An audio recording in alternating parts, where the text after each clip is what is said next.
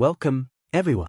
This is your friend, the DN What If, here with another exciting fanfiction. Today, we're diving into the story of What If Deku Learned a Bunch of Martial Arts? If you enjoy this video, don't forget to hit that like button and subscribe for more fanfiction content just like this. Now, let's get started with the fanfic. Chapter 26. Chapter 26.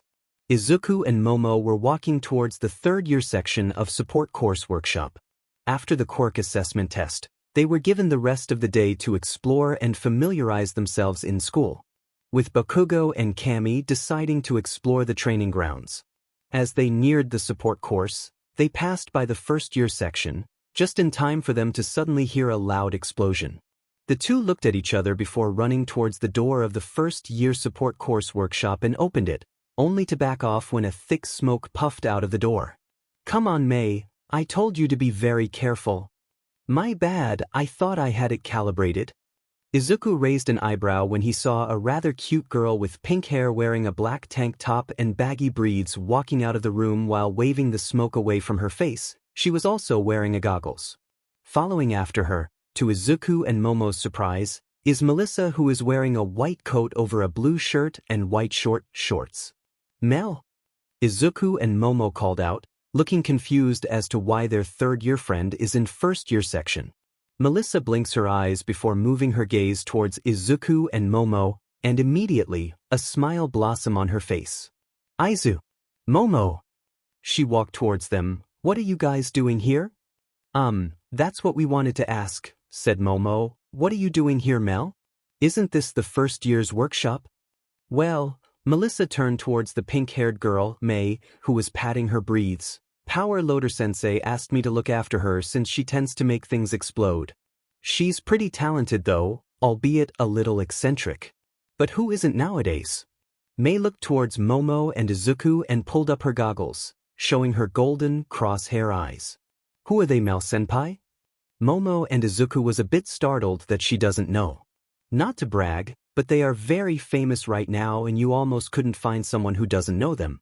Melissa smiled. "These are my friends. This is Izuku Midoriya." She pointed at Izuku, who gave a small wave and a smile. "And this is Momo Yaoyorozu." She pointed at Momo, who gave a small nod. "And guys, this is May Hatsum." She pointed at May, who gave them a grin. "She's the one who aced the entrance exams for support course. She's a genius like no other." "At your service." May grinned and gave a mock salute. "I'm going to be the best support engineer and make my own company. Well, or maybe just work for a large company as a baby maker." Momo choked on her saliva as she gave May a scandalized look, her cheeks turning red hearing May's dream. Izuku just raised an eyebrow. He was sure that May didn't literally meant what she said, still he got to admit that he was taken aback by her comment. "Her inventions," said Melissa with red face. She meant her inventions. She called her inventions babies. That's just how she is. Momo calmed down hearing Melissa's explanation, and with her cheeks still red, coughed on her fist and said, "Please mind your wording, Hatsumson, it is a bit inappropriate." May tilted her head to the side in confusion. "What's wrong with calling them my babies?" "There's nothing wrong per se, but I put a lot of time and effort making them, and I also care for them, so they're my babies." Momo opened her mouth and was about to say something when Izuku put a hand on shoulder and shook his head. The creation girl just nodded and closed her mouth. Izuku turned towards Melissa. Mel, I wonder if you're done with our hero costume?" Melissa seemed to brighten hearing that and immediately grab his hand and pull him inside the workshop, with May and Momo following after them. "Over here, Izuku," Melissa called as she laid out a black suitcase on a table after clearing it off of scattered parts. "Is that the thing you don't want me to touch?" asked May with an excited expression. "Yep." Melissa smiled as she opened the case, revealing a pair of black wristbands with green accents that looks similar to full gauntlet, along with an advanced-looking earpiece. "So, what can you tell me about this?" Izuku asked while looking over the black wristbands with an intense eye. Melissa puffed her chest proudly. "I made this using the same nanotechnology I used to make the full gauntlet. It's pretty much bulletproof, cut-proof, cold-resistant, water-resistant, fire-resistant. Inside it, This costume is lined with both ballistic fibers and carbon nanofibers. I also added a layer of Gore-Tex to suppress your heat signature to make you invisible to night vision and infrared vision. All this means you can take some grenades to the chest and still be fine. Melissa took the wristbands from the case and put it on Izuku's wrist, and put the earpiece on his ear. She then tapped the wristbands to activate it. The girls watched in fascination as the wristbands expanded, covering Izuku in a black and green armor, with earpiece transforming into a green visor. Look here. The forearms, elbows, shins, and knees are all reinforced with steel, allowing you to block some attacks easier or even attack with. I also put steel over the crotch to protect your bits just in case, since that's every guy's weakness. The boots are also steel-tipped and will allow more damage with your kicks. Melissa then tapped the earpiece, and it immediately expanded and turned into a metallic black mask. The mask will protect you from harmful gases and smokes, while the visor can provide night vision, infrared vision, and even protect you from flash attacks. It also has an HUD, and it's connected to the internet. We can even video chat using that. She then grabbed his hands and smiled at him, and the best part? It can absorb the feedback from your attacks, nullifying the backlash of your quirk and allow you to use 100% for at least 5 times. You and Uncle Might are simply too strong. I can't make something that'll allow you to use 100% as much as you want even with the materials from U.A.N.I. Island. Maybe in 5 to 10 years I can make one, but you probably won't need it by that time. Mei was staring at Izuku's costume like she saw a mountain of gold. This is amazing, simply amazing. I can only admit defeat at my current level. As expected of you, Mel, said Momo, nodding her head while looking at Izuku, enjoying the view. It certainly suits him. He's hot. Izuku was in awe at his costume. Truly he couldn't expect any less with Melissa around. This is perfect. You really outdid yourself, Mel. Melissa smiled as shyly twirled her hair with her finger. It's not perfect yet. If I can make a suit that will allow you to use your full power for as much as you want, then I can consider it as perfect. Even so, this is already very amazing, said Izuku while checking himself. Can I test this now? Melissa shook her head. It's not quite finished yet, though it should be done tonight. Just have to go over it a few things before I give it the all clear. Melissa giggled at Izuku's reaction. Don't worry, you can go wild with it tomorrow. Just make sure not to damage it too much. I'm the one who's making the repairs after all. No promises. Melissa rolled her eyes before looking at Momo. As for you, my sister in all but blood. She turned towards her pink-haired Kohai. Mei, please be a dear and fetch me that suit I was working on my table. Okie dokie, senpai. Mei gave a mock salute and ran towards another room. She stayed there for a few seconds before running back out, this time carrying some things on her arms. Here. She placed them on the table as the teens observed it. It was a piece of sleeveless, black mock neck leotard with red outlines. There is also a pair of black opera gloves and a black and red boots. Before Momo could say anything, Melissa already began to explain. This is made from the same materials as Midnight's costume, meaning it repairs itself once it was ripped or teared apart. It's also lined with both Nomex and Kevlar, making it bulletproof, knife-proof, shock, cold, water, and flame-resistant. Momo picked up her costume. Everything is perfect. Thank you, Mel. No problem, though after making Aiza's costume, I feel a bit underwhelmed with yours. Momo smiles. I don't really need much for my costume because of my quirk, and speaking of which, do you have the contact lenses I asked for? Melissa sighed. I haven't finished it yet. Though I'll be done with it tonight, so you'll be able to use it tomorrow. Izuku frowned. You're not planning on staying here, are you? And what's that about contact lenses? Well, I do plan on staying here tonight. I already have Nizu's and Power Loader Sensei's permission. As for the contact lenses, well, it's kind of similar to your visor, just not as good. Momo furrowed her brows. You don't have to stay here to finish our costumes, you know. We can make do. Melissa shook her head with a smile. I know, but I want to. Don't worry, I'm already quite used to staying at my workshop for days back in Island. Izuku stared at her for a few moments before sighing. Just make sure to eat dinner and have proper rest, okay? No worries. Melissa smiled before looking at the clock. Anyway, we still need to meet up with other support corps students to make some finishing touches of first year's costumes. Sorry. Izuku smiled. No need to apologize. Anyway, how do I get out of this suit? Just tap that small, green thingy on your wrist and it'll deactivate. It's fingerprint sensor, so only you will be able to activate and deactivate it at will. Of course me too, since I made that. Izuku touched his wrist and his suit receded and turned back into a wristband. Even his visor and mask turned back to being an earpiece. With a sigh, Izuku took them off and put them back to the case.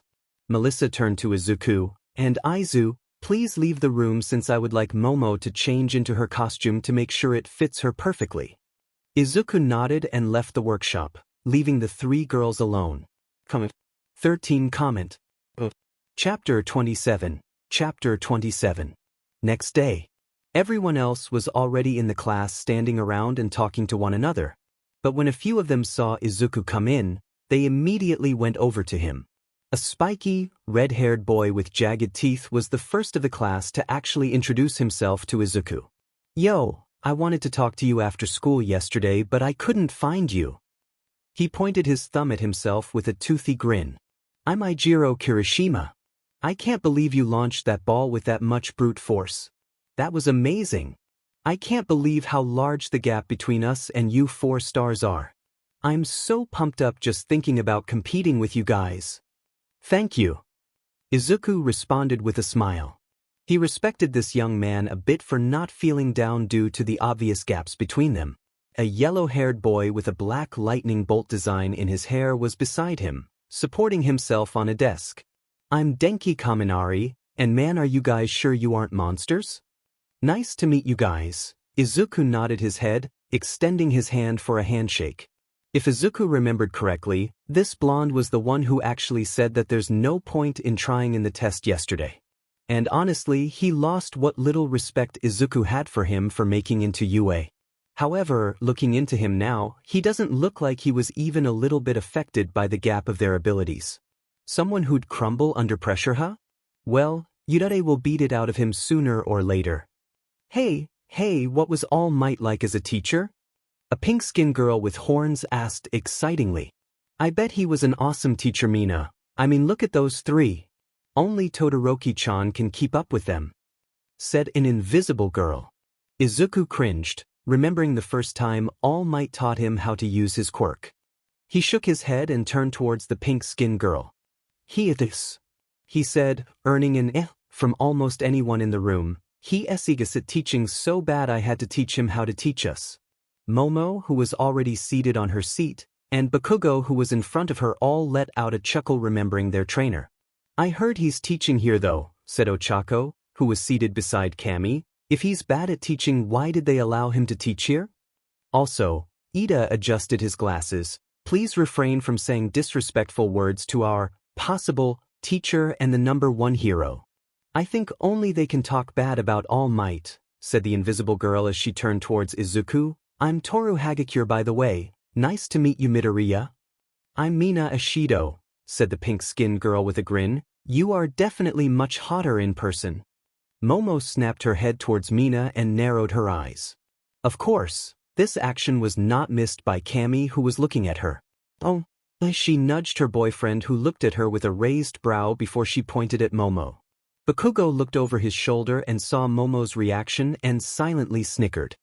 He leaned towards Cammy and whispered, let the nerd deal with girl problems. It's rather interesting to watch, much better than the old hag's soap opera. You shouldn't say those words about your mother.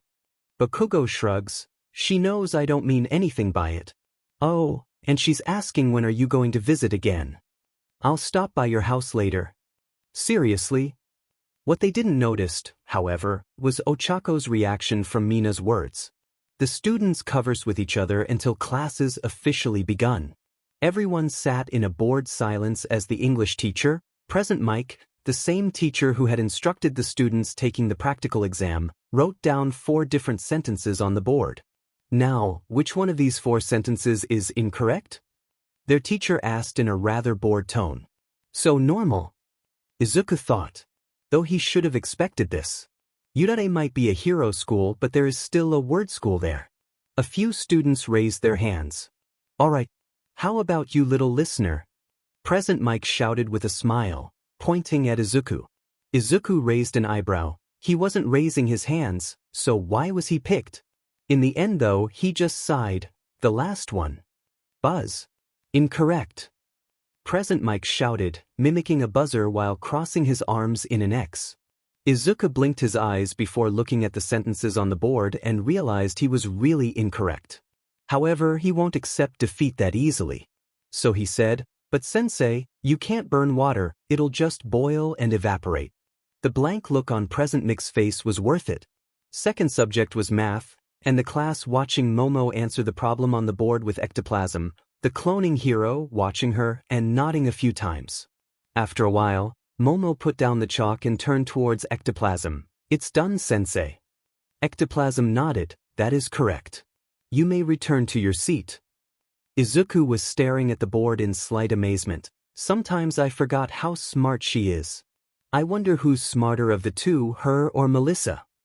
Their third subject was modern literature, and their teacher being the cement hero, Cementus. James Joyce was a major modernist writer whose strategies employed in his novel Ulysses, 1922, for depicting the events during a 24-hour PRD in the life of his protagonist. "This is my least favorite subject as of late," thought Izuku as he resisted the urge to yawn. He looked over Momo and he wasn't the least surprised that she was eagerly taking notes. In fact, even he was taking notes. He may not like this subject, but that doesn't mean he can slack off. He sighed. The time couldn't pass any faster. The fourth subject was modern hero art history, and most boys couldn't properly concentrate due to their teacher, the 18-plus hero, Midnight. Izuku, however, was completely focused. Not because of Midnight's costume, but because the subject is all about heroes. Not to mention that Midnight, despite the actions she displays on public, is completely professional and serious when it comes to teaching. Even scolding Kaminari for not listening. I guess she's a teacher for a reason, thought Izuku, and continued to listen with great enthusiasm. "Oh my god. This is delicious. It's almost as good as Mom's," said Izuku as he devoured the food made by the pro hero, Lunch Rush himself.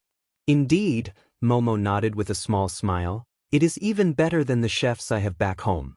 I wish Melissa was here to eat with us. You know how she can get when it comes to her inventions," said Bakugo as he took a bite from a spicy chicken. "She was probably quadruple checking the costumes we'll use later." "My costume doesn't even have any tech mumbo jumbo. It doesn't need any quadruple checking," said Cammy. "She's perfectionist when it comes to things she made," said Izuku with a shrug. "We're having basic hero training later, right?" said Ochako. "So is All Might going to be our teacher?" "I believe so," said Ida. "I really can't wait. We would surely learn a lot from such an experienced and top-ranking hero." "Right?" Izuku smiled. "I hope he learned a lot about teaching from his time with us. It would be stupid if he just made us fight if he doesn't even have any basic knowledge of our abilities. Not to mention most of the students doesn't even have any basic training. Making them fight on the spot is just sigh. I hope he won't do that. It's called basic hero training for a reason." "I am Dash." Izuku perked his head up with happy eyes to the door. Coming through the door like a normal person, All Might yelled as he slid open the classroom door and moved himself in. Everyone was stunned to see All Might there. "Whoa, it's All Might!" exclaimed Kaminari. "Wow. I heard it from the others, but I still can't believe he's going to be our teacher," remarked Rikido Sato, a brown spiky-haired and full-lipped tall boy. To learn how to save people from the man who was hailed as the symbol of peace. This is surely the Lord's sign that my path on saving others like our Lord and Savior is correct," said Ibara Shiozaki, a appealing girl with hair similar to vines. "That's a costume from the Silver Age, isn't it?" asked Tsuyu Azui, a short girl with frog-like features, putting a finger on her chin. "Its style is so different, it's giving me goosebumps," said Mashareo Ojiro, a blonde-haired teen with a large tail with a furry tip. All Might proudly marched to the front of the room and turned to the students. I am your teacher for basic hero training. It is a subject where you train and learn different aspects of heroics in order to learn the basics of becoming a hero. I ask you to take this subject like your lives depends on it, which it probably does. It's why you all came here to this school after all. All Might crouched down and flexed his muscles. Let's get right into it. This is what we'll be doing today. He then stuck his arm up in the air with a card that read, Battle, in hand. Combat training. A grin appeared on Bakugo's face. Combat training. Even Isizuku couldn't help but feel a little excited about the thought of testing himself against his classmates. Momo was too. She always compares herself to the two freaks, Bakugo and Isizuku, which always ended in her defeat even though she always managed to put up a fight. Still, she wanted to see just how good had she become after training with All Might. But of course, you can't be a pro hero without your costumes. All Might shouted out as he pressed a button on a small remote. Tall drawers on the side of the classroom slowly slid out to reveal many cases in them, each case with its own number. These are the costumes you designed based on your quirk and have requested before school started. Everyone get dressed and gather on Gym Gamma afterwards. All Might finished in another pose. Yes, sir. The class shouted. Comment. 7 comment. Chapter 28. Chapter 28. All Might was standing inside the Gym Gamma, waiting for his students to come. He was actually thinking on having them experience a villain and hero situation, however he decided against it. Most of the students haven't had basic combat practice, not to mention with the law prohibiting the usage of quirk in public, they probably doesn't have much time to train with it. Right now, he wanted to see their abilities just so he can get basic idea on how to improve them. I'm surprised you aren't taking notes. All Might snapped his head to the side and saw his successor already on his hero costume, the one Melissa made for him. Young Midoriya, how did you change so quickly? Izuku shrugs. Well, nanotechnology is a thing. I see. And what do you mean by you're surprised I'm not taking any notes? That's rude. Izuku sighed. All Might, as much as I respect you, I totally don't trust you as a teacher. Remember the first time you taught me how to activate my quirk? If Katsuki's not there I would probably blown my arms off. That's just an exaggeration. You probably would have broken your bones at most. Yeah, because that's way better. All Might was about to say more when he perked up once he saw shadowy figures coming from the entrance of the gym. Looks like our new heroes have arrived, he grinned. Izuku turned around and saw the students all dramatically walking towards them, each wearing a unique costume that appealed to their quirk. Some, though, doesn't seems like it complement their quirk at all. Especially Ibra Shizuki, the girl with vines for hair who only wore a classic Greek toga. Momo was wearing the suit made by Melissa. A piece of black, sleeveless mock neck leotard with red outlines, a fingerless opera gloves, and a pair of black and red boots. Bakugo wore the costume he won from My Island. His outfit was made of blacks and greens with a hint of orange. It was mostly simple and sturdy, with two notable exceptions. The first was the mask on his face, which wrapped around his head and ended in what looked like tiny explosions. The second were the two massive gauntlets on his forearms that looked like oversized hand grenades. Cammy's costume consists of a simple black catsuit with blending patterned lines and a zipper running down the middle, left slightly down to reveal her cleavage. She wears white cuffs around her wrists and white-heeled knee-high boots, patterned with gray lines, as well as a loose black collar lined with metallic plates. Ochako just wore a simple, pink and black skin-tight bodysuit that absolutely did nothing to hide her impressive curves. She also wears a pink boots, pink wrist guards, and a helmet with darkened visor. Honestly, Izuku doesn't know how will that help her. But he isn't one to judge. Ida's costume looked like a cross between a robot and a medieval knight. The white plates were sleek, but sturdy, as was the black mesh between the plates. The boosters popping out of his legs, and his general attitude, gave even more credence to the robot warrior look. No wonder I find him familiar. So he's related to Ingenium, huh? His brother probably. The others also wore their own hero costumes as they walked towards them. His eyes stopped at Toru. Is that floating gloves? No, that's Hagakure. Why did she kept her gloves and boots visible though? It would make more sense to make them using the same materials as the rest of her costume that unless she's naked. Hey, Izuku-kun. Uraraka grinned at him. I love your costume, it looks really cool. Thanks Ochako. Izuku smiled, not noticing that Bakugo, Cammy, Ida, and Momo were walking towards them. Your costume is? It's really embarrassing, she admitted, her blush obvious even through her visor.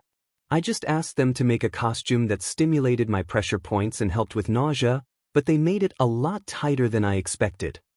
Yours already look decent, said Momo as she stood beside Izuku. At least yours actually helped dealing with the backlash of your quirk.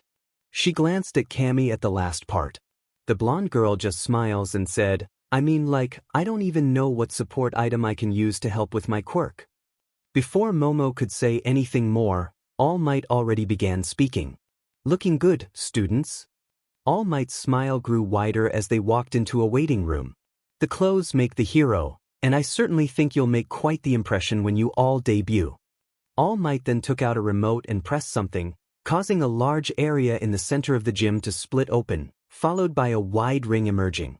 Before we start with the real hero training, I need to know your skills first. I don't want to immediately start with something advanced, especially if you're not ready for it. So first, I would like all of you to spar. Awesome. Now that's manly, said Kirishima as he punched his palm, which created a spark. How will wins and losses be recorded? Momo asked. Can I fight Izuku? Momo too, she's not bad, probably only one of the few who could keep up with me. The others though, meh, not so much. Bakugo asked, Kaminari then giving him a weird look. Will there be a punishment of expulsion like with Mr. Aizawa? Ochako asked in worry. How shall we decide the matchup? Ida shouted. Isn't this cape fabulous on moi? A blonde-hair, fabulous-looking boy added. All right, stop. All Might held a hand forward, silencing the class. Let me finish talking first. See this box I'm holding? The matchup will be decided in random, a lottery. This way, you'll cultivate your skills on coming up with a plan on the fly. After all, when you became a pro, most of the time, you'll fight villains whom you have no info about. Ida raised his hands, and seeing All Might nodding at him, he asked, Sir, what are the rules of the match? And how do you determine the winner? All Might grinned even wider. Simple. No using any attacks that would endanger your opponent. And you'll win if your opponent was out of bounds, surrendered, or knocked unconscious. Any more questions? Seeing them shake their heads, All Might gave a thumbs up before taking out a box. All right, I will give you all 5 minutes for warm-up. After that we'll start. Izuku already began to stretch, same with Momo and Bakugo. Their faces were completely serious, and also a little excited. The others noticed their expressions and couldn't help but shiver.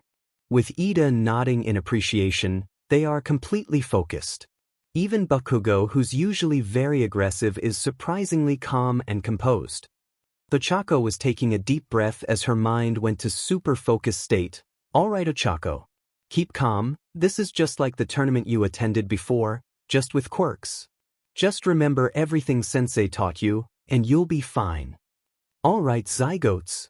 All Might's voice boomed. 5 minutes is up. Now prepare yourself. Instinctively, the Class 1A stood up straight as All Might put his hands on the box and picked a rolled papers.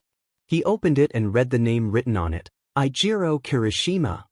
Said student just pumped his fist to the air in excitement as he jumped to the ring. All Might gave him a thumbs up before taking out another paper from the box, but was stopped by Kirishima. Wait a minute, All Might Sensei. Kirishima grinned and pointed at Izuku. If possible, I would like to have a match with you, Midobro.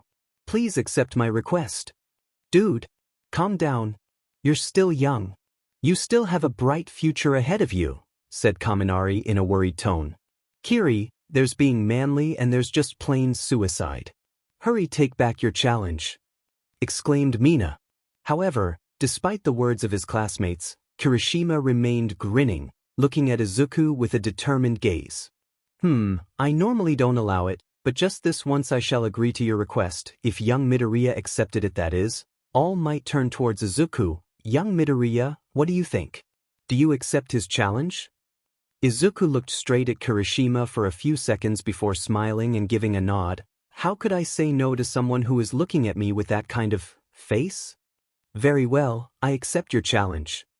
With that, Izuku hopped towards the ring and stretched his arms. Kiri, you idiot. Mina grumbled. He's really determined on fighting him.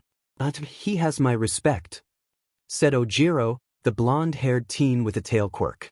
May the Lord assist him in this endeavor, said Ibra, clasping her hands together as the sun seems to shine on her.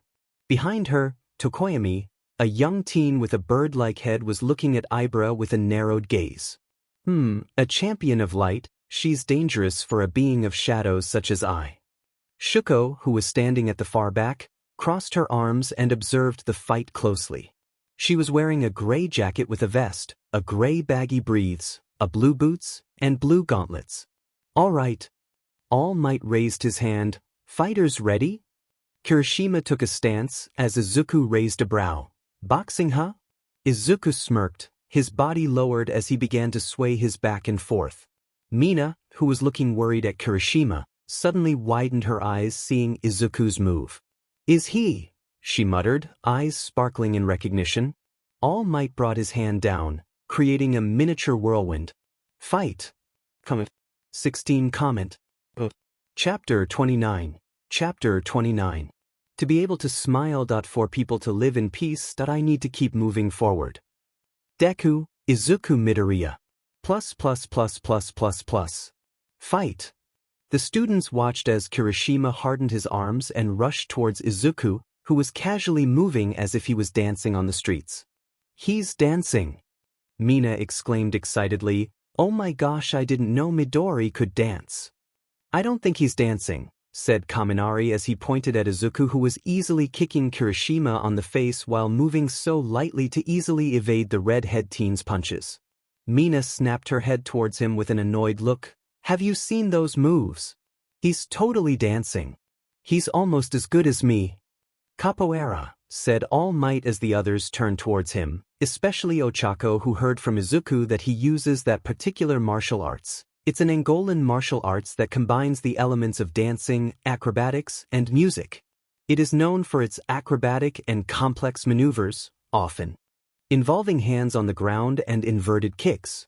It emphasizes flowing movements rather than fixed stances. Mina gasped. You mean to tell me there is a martial arts that uses dancing? How come I didn't know about it? I need to learn that. I bet I'll be answers soon. Ojiro, the blonde teen with a quirk tail, nodded. Not only that, I can also see some traces of other martial arts as well. He just doesn't stick to capoeira. Well, he was known as the strongest martial artist of his generation for a reason, said Shoji, the tall guy with silver hair and a mask with multiple arms. He didn't become a champion of Golden Fist tournament for no reason. Judo, Muay Thai, kickboxing, and several more I couldn't recognize, said Ojiro, and he's very proficient in all of them. The class observed as Izuku was sending kicks, knees, punches and elbows at Kirishima, not even giving him time to harden his body. First weakness, they heard Izuku say, before he bolted towards Kirishima and sent a right hook. The redhead hardened his left arm to block, but it was a fake, as Izuku uppercuts him on the chin. Your hardening is focused more on your arms and chest, making other parts of your body more vulnerable. Second weakness, Izuku said as he rushed to Kirishima and punched him in the face, before grabbing his arms and sweeping his legs and raised him up before throwing him back down to the ground. You focus too much of your defense on your upper body, leaving your lower body unguarded. Izuku waited for Kirishima to stand up before saying, third weakness. The class was in awe at Izuku's performance, as Kaminari couldn't help but exclaim, holy CRP. He's totally kicking Kirishima's butt. Let's not forget that he already noticed several weaknesses on Kirishima after only a few minutes of fighting, said Jiro, a petite girl with short black hair with an earlobe similar to a jack. You all seem to forget about something though, said Shuko as nearly everyone turned towards her. He hasn't used his quirk yet. Oh dear man. You're right, exclaimed Kaminari as he focused back to the fight. He should use it soon though. Kirishima might beat him otherwise. The others were about to agree when they heard a snort. Turning their heads, they saw Bakugo with an amused face, looking at them. Momo, who was next to him, also appears to be slightly amused. "What's wrong?" asked Sato, a tall and muscular teen with thick lips. Bakugo let out a soft chuckle. Nothing. It's just, now that he got a powerful and flashy quirk, people forgot that the nerd was quirkless most of his life. It was those words that made them remember a particular information about Izuku Midoriya. For 14 years of his life, he was quirkless. He only got his quirk for less than a year. That's right, Momo smiled. All those years, Izuku fought people with quirks and beat them, using nothing but his skills and intelligence. Even without using his quirk, Izuku is still capable of beating more than half of us here. Heck, if he was given enough time to make a plan and lure you to his domain where he has all the advantage, he would probably all of us here. Said Bakugo, what's scary about him is not his strength or power, but his intelligence. Remember that in just a minute or two after the match starts, he already figured out several of Weird Hair's weaknesses. Weird Ha? Garg? The students quickly returned their gaze back on the arena, where Izuku standing unharmed over an exhausted and beaten-up Kirishima. Odin, Kirishima couldn't fight back at all, exclaimed Kaminari. Even without using his quirk, Midori trashed him and made it look so easy. Izuku sighed and scratched the back of his head. So you gonna give up? I look like a bully beating you black and blue. It doesn't look heroic at all. HRK. Kirishima pushed his body to stand up, earning more of Izuku's respect. I ain't done, yet. Izuku raised his hands. Sixth weakness. Though you can harden other parts of your body even further, it leaves the other parts more vulnerable and weaker. Further hardening your arms weakens the hardening on the rest of your body. Kirishima grinned. You don't really are manly. He closed his eyes, remembering the press conference of Izuku Midoriya and the rest of 4 stars months ago. It was the night after he froze in fear seeing the giant hulk of a man threatening his classmates, and he actually decided to not become a hero. However, certain words lit something in his heart when a reporter asked something. Mr. Midoriya, that fearlessness and confidence you showed in dealing with the villains, was it the result of your training with All Might? I don't really call myself fearless. In fact, I was so scared that my mind went blank for a few minutes. Then why did you decide to do what you and your friends did? Well, it was because of that fear, that I know what the people who were held as hostage are feeling. Those looks in their eyes are something I couldn't ignore. You could say that my fear of their well-being overpowered my fear for the villains. Truly a heart of a hero. Then, Mr. Midoriya, do you have any words to say to those young ones who wanted to be a hero, but are too scared to make a move? Well, I guess I have some. Just remember, bravery is not the absence of fear. I believe only fools lack that feeling. Being brave is feeling that fear, that doubt, that insecurities, and deciding that something else is more important. Once you overcome that fear, well, I believe you already have the spirit of a hero. Kirishima went to a boxing stance and grinned. Those words felt like something that Crimson Riot would say, and it really inspired me. I have admired you ever since that day, even watching your match and winning almost everything despite not having a quirk. You are definitely the definition of a man I wanted to become. That's why. He took a deep breath as he felt his body tightening. For my pride, for my dreams, for myself, that I will fight till I drop. Become a brave and unbreakable hero who will shield everyone. Rarg! Kirishima roared, as Izuku stared in amazement and the other students were in awe. Kirishima's body became rugged and sharp. His appearance can only be described as monstrous. Holy shit! He looks scary! Kaminari exclaimed in awe. A monstrous power hidden within him has been awakened.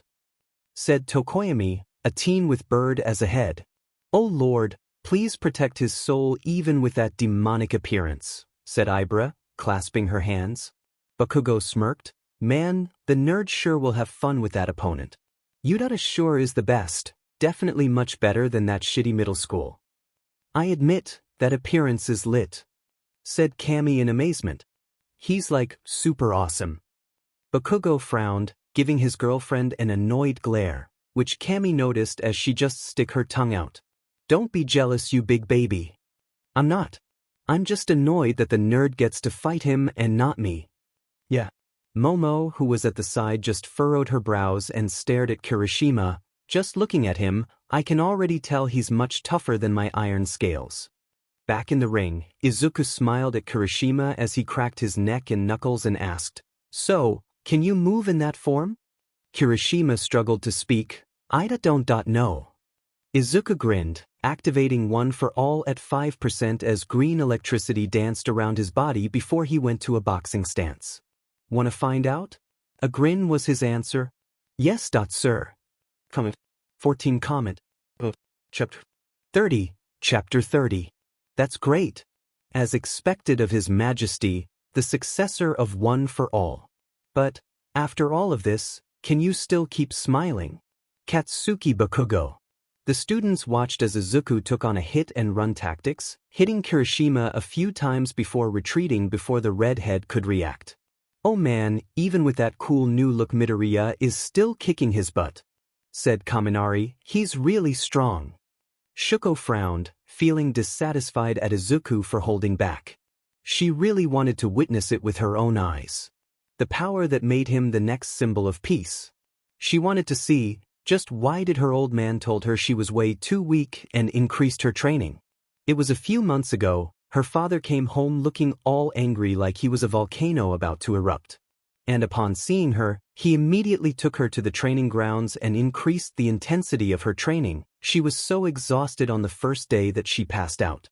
Not only that, the beatings she received were much more severe that she felt her muscles roaring in pain.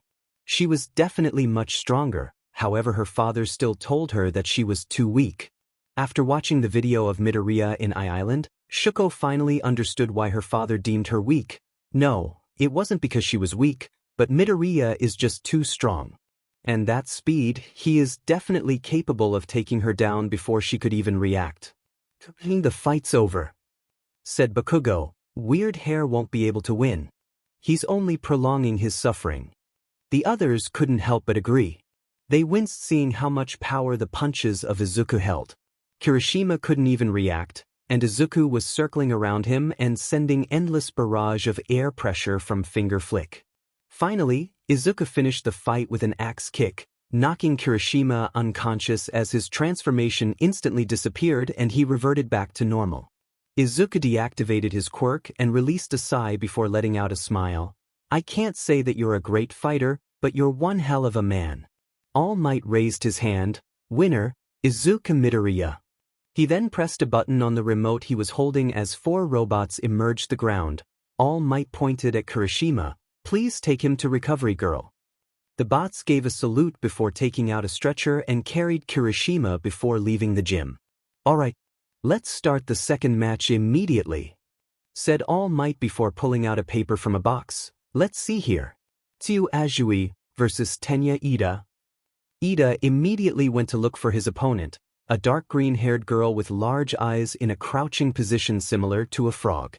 "So you are to be my opponent?" asked Ida. "Karo." Azui nodded. "Then let's have a fair and honorable fight," said Ida as he gave a 90 degrees bow. Azui just put a finger on her lips. "You're pretty stiff, Karo." "Alright fighters. On to the ring now," All Might exclaimed. "Who do you guys think will win?"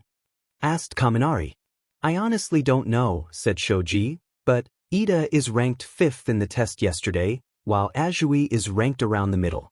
So I guess Ida has a higher chance of winning."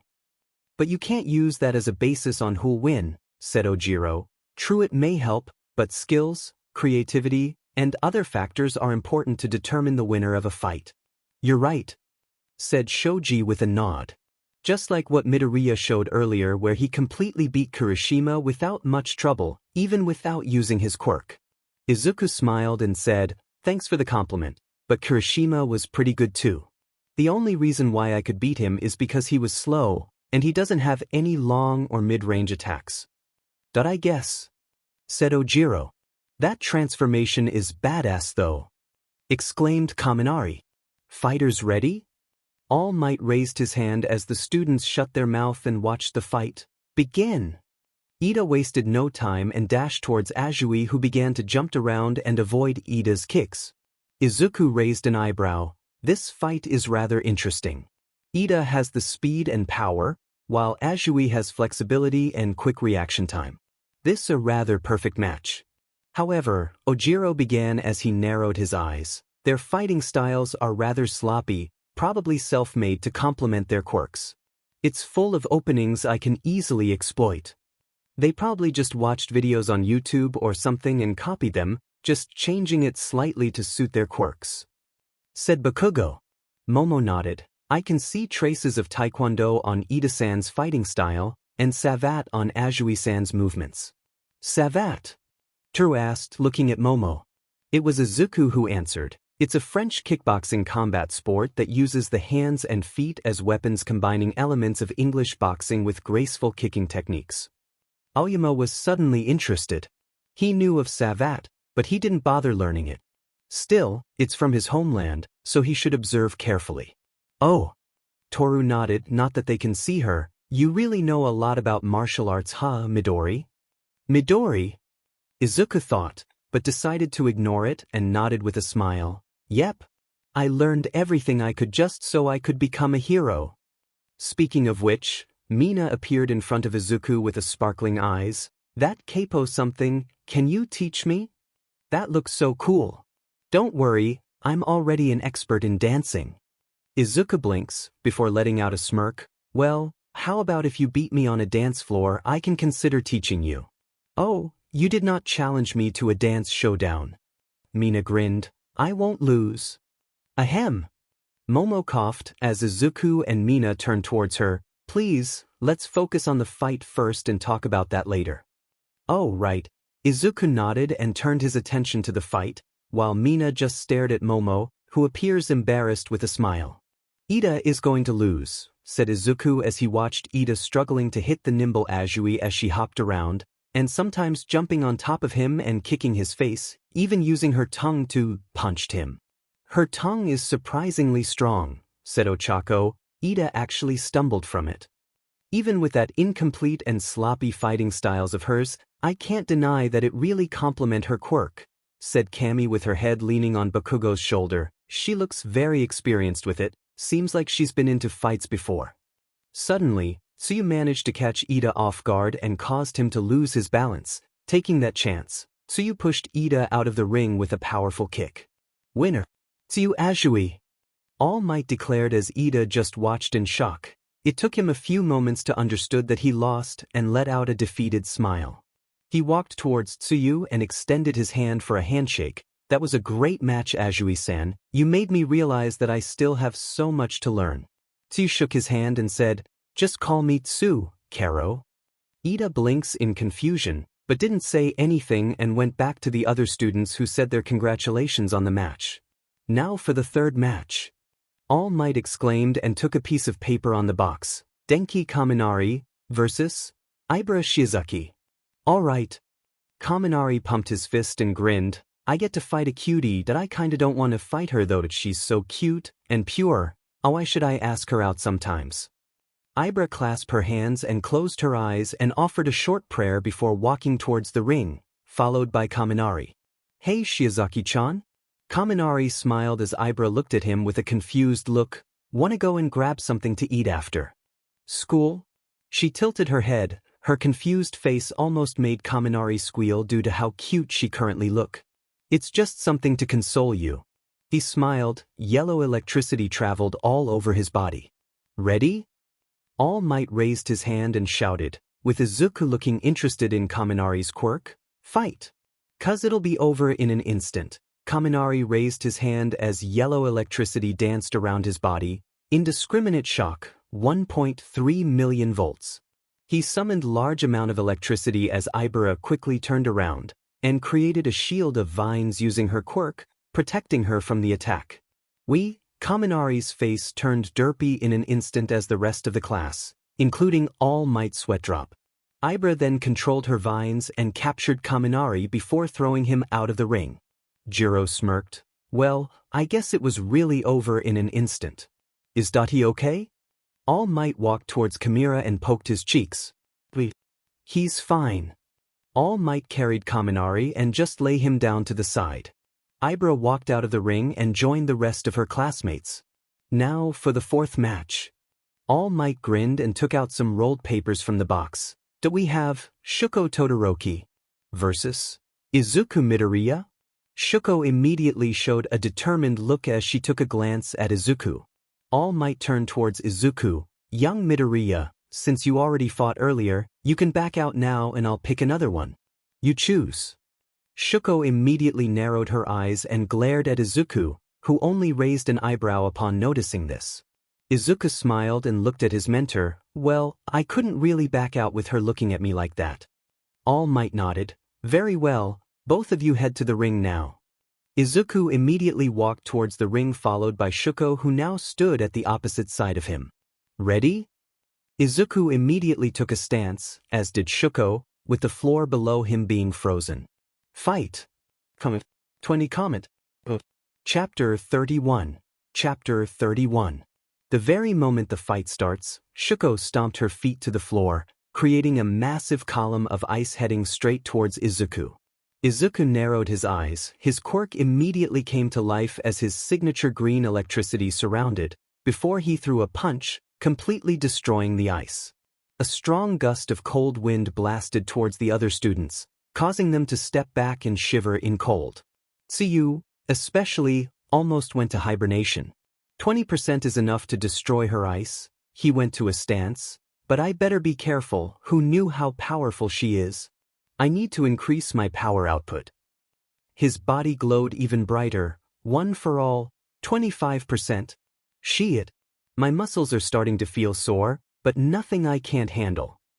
Izuku immediately appeared before Shuko and sent a kick, which she blocked by immediately putting an ice wall, which cracks, before quickly breaking upon contact. He narrowed his eyes. That ice is much harder than the one she used earlier. Before Izuku could attack again, another column of ice shot from the ground to Izuku, which forced him to jump back and swing his legs, creating a powerful wind pressure to stop the ice from advancing towards him. If he wasn't fighting right now, Izuku would have sat down and bit his thumb to help his thinking. Okay, so her ice is much harder than the one she used earlier. Did she hold back? Or maybe the larger and wider the range of her ice, the weaker it gets. No, maybe her ice gets weaker the further it is away from her. I wonder which is it. My god, this fight is intense. Mina exclaimed in shock. It's like I'm watching a battle between pros. Todoroki-chan is so cool, exclaimed Toru. She can actually keep up with Midori. Bakugo snorted, as if. He said, gaining the attention of the class. The nerd can quickly end the fight if he wanted to. He was just delaying it because he wanted to observe and analyze her quirk. Same with weird hair earlier. Analyze her quirk? Ojiro looked at Bakugo, waiting for him to elaborate further. The blonde bomber rolled his eyes and didn't say anything else. It was Momo who decided to answer. Aizu has always had this fascination with quirks, you see. He knew how much disadvantage he had for not having a quirk, so he took it upon himself to study quirks, know its strength and weaknesses, and come up with a plan to turn that disadvantage into his advantage. If you gave him enough time, he'd know your quirk like he has it for most of his life. In other words, he's very intelligent. Sajiro. Momo furrowed her brows before shaking her head. Analytical and strategic, more like. Though he's also fairly intelligent. I tutored him whenever he decides to skip school. I know how smart he is. Everyone turned to look at the ring, where Izuku was running on top of the ice and appeared before Shuko and threw a kick on her cheeks, only for an ice to shield her. She then waved her right hand, creating spikes of ice from the ground which Izuku easily evaded as he jumped at the edge of the ring. He smiled. You really are amazing. I only discovered 4 weaknesses so far. Below the ring, the students among themselves after hearing Izuku's words. Todoroki actually has a weakness? Mina asked. I mean, it doesn't look like she has any. Everyone has weaknesses, said Ojiro. You just have to find it. And it looks like Midoriya-san already found Todoroki. I only found one, said Cammy, And it's pretty obvious, I wonder what the others are. I found two, said Bakugo. Same, said Momo. Back in the ring, Izuku slowly walked towards Shuko. Your first weakness. Or, let's say limitations. Izuku flashed in front of Shuko, who immediately created a column of ice to push him away, but Izuku just disappeared and reappeared behind her, grabbing her and throwing her in the air. Shuko grunted, narrowing her eyes, but didn't do anything. Izuku jumped towards her and kicked her to the ground, causing it to crack as she grunted in pain, but didn't make any more sounds. She was already used to this level of pain that she's almost numb to it. Izuku fell down a few meters from her. I noticed that your ice always came from the ground, exactly on where your right foot is stepping on. I just took a guess that you can't use your quirk unless you're on a surface. Shuko remained silent and stood up, angrily stomping her right foot to the floor, and create another wave of ice. However, before it even reached halfway to Izuku, the green-haired teen already appeared before Shuko and grabbed her wrist. Second, the more you use it, the slower and weaker it gets, including yourself. If it was earlier, you could have already reacted and pushed me away before I could even touch you. Let go. Shuko glared at him, as Izuku let go of her wrist before she could unleash her womanly wrath to him. Shuko immediately retreated and glared at him, but Izuku continued and said, Third, you are given a powerful ice quirk, but it looks like it doesn't give you any form of cold immunity or resistance, huh? Though it looks like your costume regulates your temperature. Shut up. With a wave of her hand, she created another wave of ice, but this time, they have gotten smaller and weaker. Izuku easily punched through it and darted towards her left side, kneeing her stomach and punching her on the face. Fourth, for some reason you can't generate ice on your left side. Strange. He did not stop there. He sent series of punches and kicks, not giving a chance to counterattack. For the last part, Izuku grabbed her on the collar and threw her out of the ring. Winner. Izuku Midoriya. All Might exclaimed as Izuku walked out of the ring and walked towards the lying Shuko. I got lost. She stared at the ceiling of the gym, in a daze. That I can't believe it. Was my old man right? If I had used my left side, I would at least put up a fight at an O. I just have to train even harder. No way I'd use his power. Hey, you alright? Izuku asked as he extended his hands.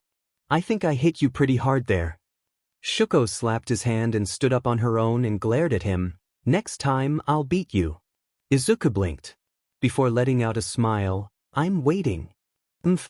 She turned around and walked towards her classmates and stood at the back, and crossed her arms.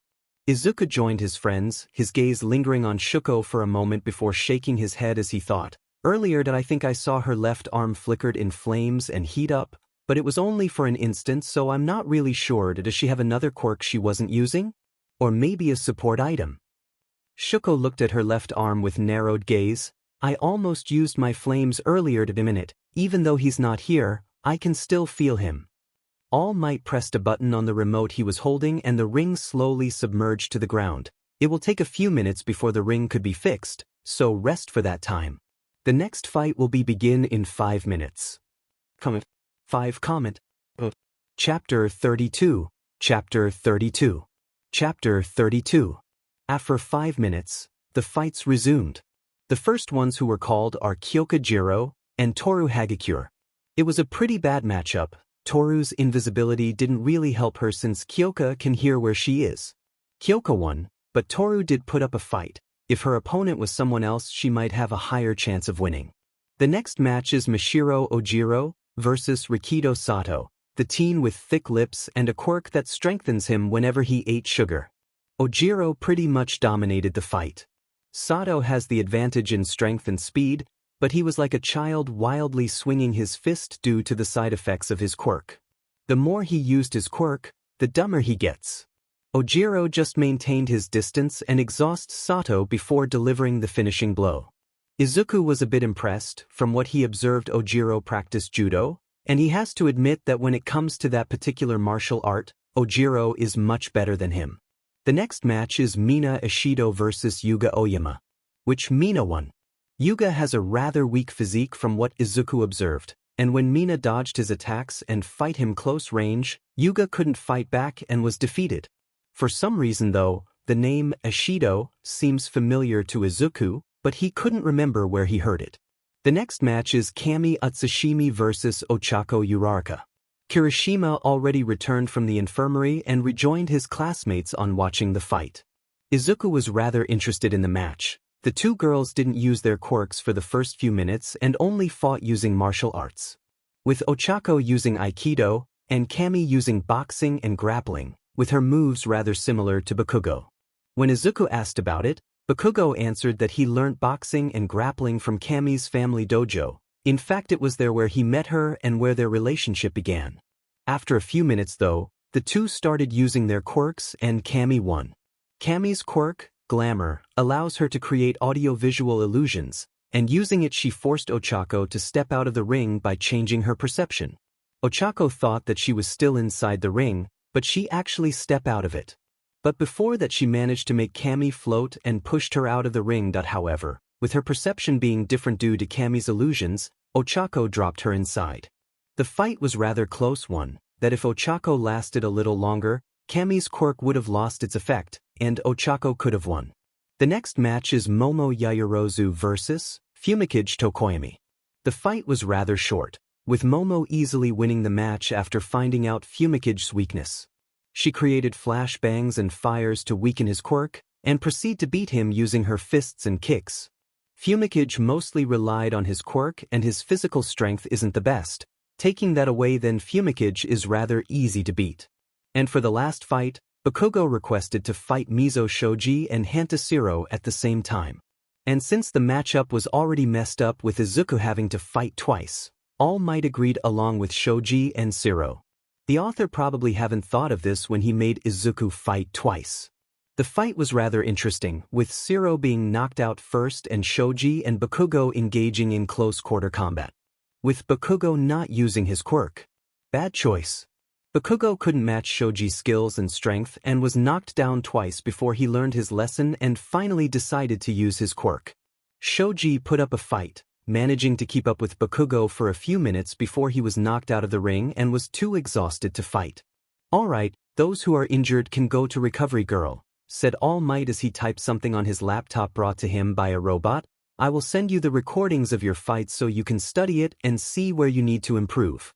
He faced his students with a smile. "Now change back to your uniforms and return to your classroom. You still have one last subject before the school ends." The students nodded and walked out of the gym, with All Might asking the bots to clean up the place before leaving. The students then went to the locker room to change. Except for Izuku, who went straight to the support course to return his costume. He doesn't really need to change since nanotechnology is a thing. "Man, this class sure is my favorite," said Kirishima with a grin as he began to take off his. "I'm with you there. I can't believe I lost so easily though. I haven't even put a scratch on Shiozaki," said Kaminari. "Same here," said Sato. "I couldn't even touch Ojiro and he beat me easily." Ojiro smiled. "If you haven't suffered from the side effect of your quirk, you would have beaten me. One hit from you would have sent me out of the ring." "I still lost though." Tokoyami was now wearing his school uniform, still in deep thought. Such power. Truly someone with the blood of the gods, bending the power of creation on her whim. What a terrifying opponent. To think there is still someone from that accursed bloodline. My power of darkness was extinguished and left me with no way to defend. That I need to get stronger. "Holy bro, you're ripped," Kaminari exclaimed, looking at Bakugo, who took off his costume. "What did you do to get that body?" "Training," said Bakugo as he looked at his own body. "Experiencing that training with All Might really helps." "Demon, I'm so jealous," said Kaminari.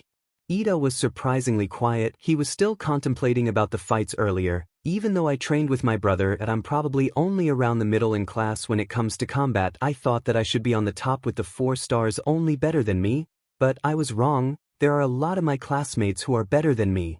This is not enough. I need to be better." "By the way, where's Midoriya?" asked Kirishima.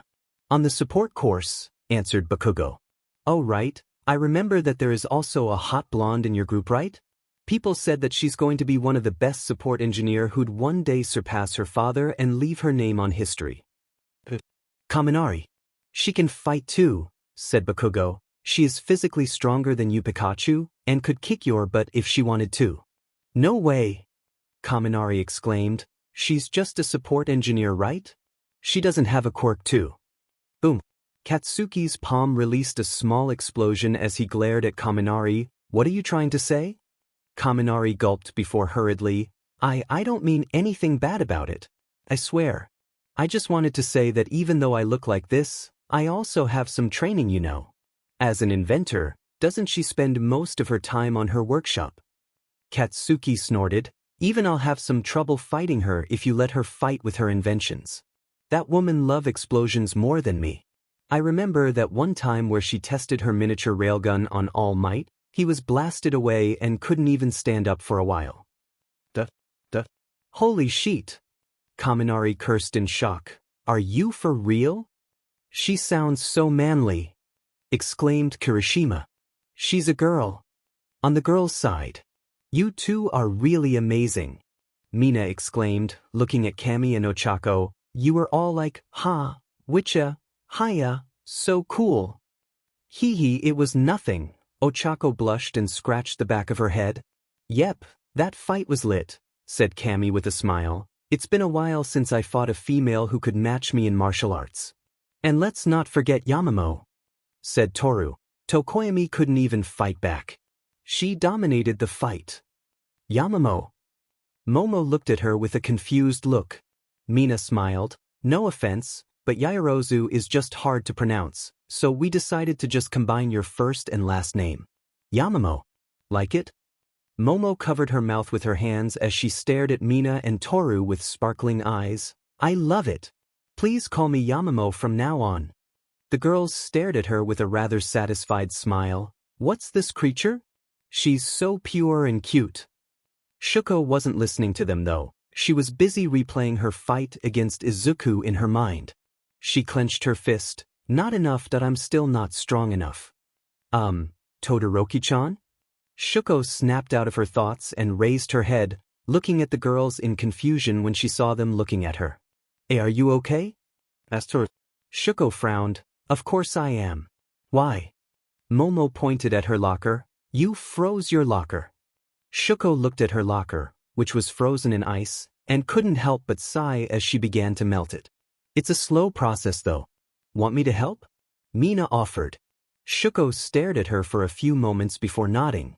With a smile, Mina walked next to her and began to use her quirk to melt the ice.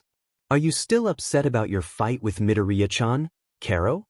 Asked Tsuyu, now wearing her school uniform. No. She lied. She was still pretty upset about it. I'll just win next time. Momo paused hearing Shuko's words as she stared at her. Win next time, huh? She looked at her locker in a daze. I don't know about that. 24 comment.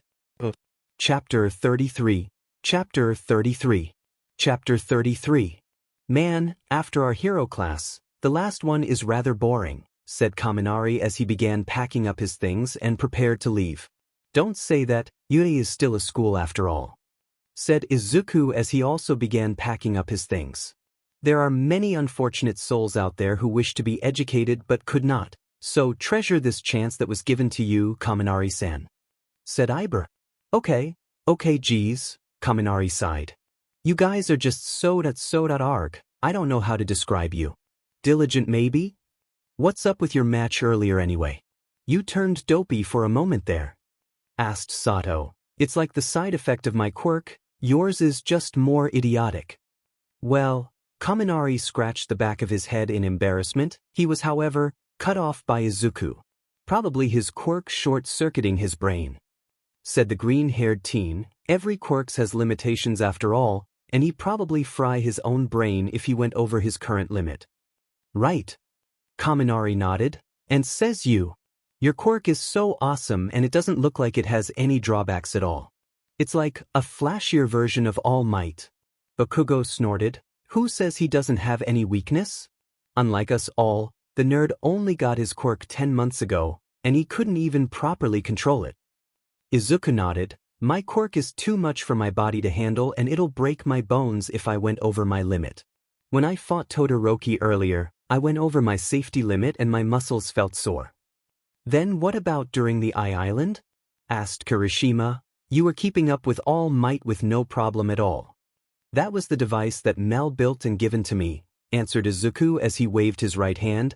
It allows me to safely fire off 100% punch. My costume also allows me to that. She's a genius, I tell ya. Tsu is so cool too, said Ochako. I met a Savat practitioner in one of the tournaments I participated in, and he's got nothing on Tsu. Thank you, Karo. Tsu blushed a bit.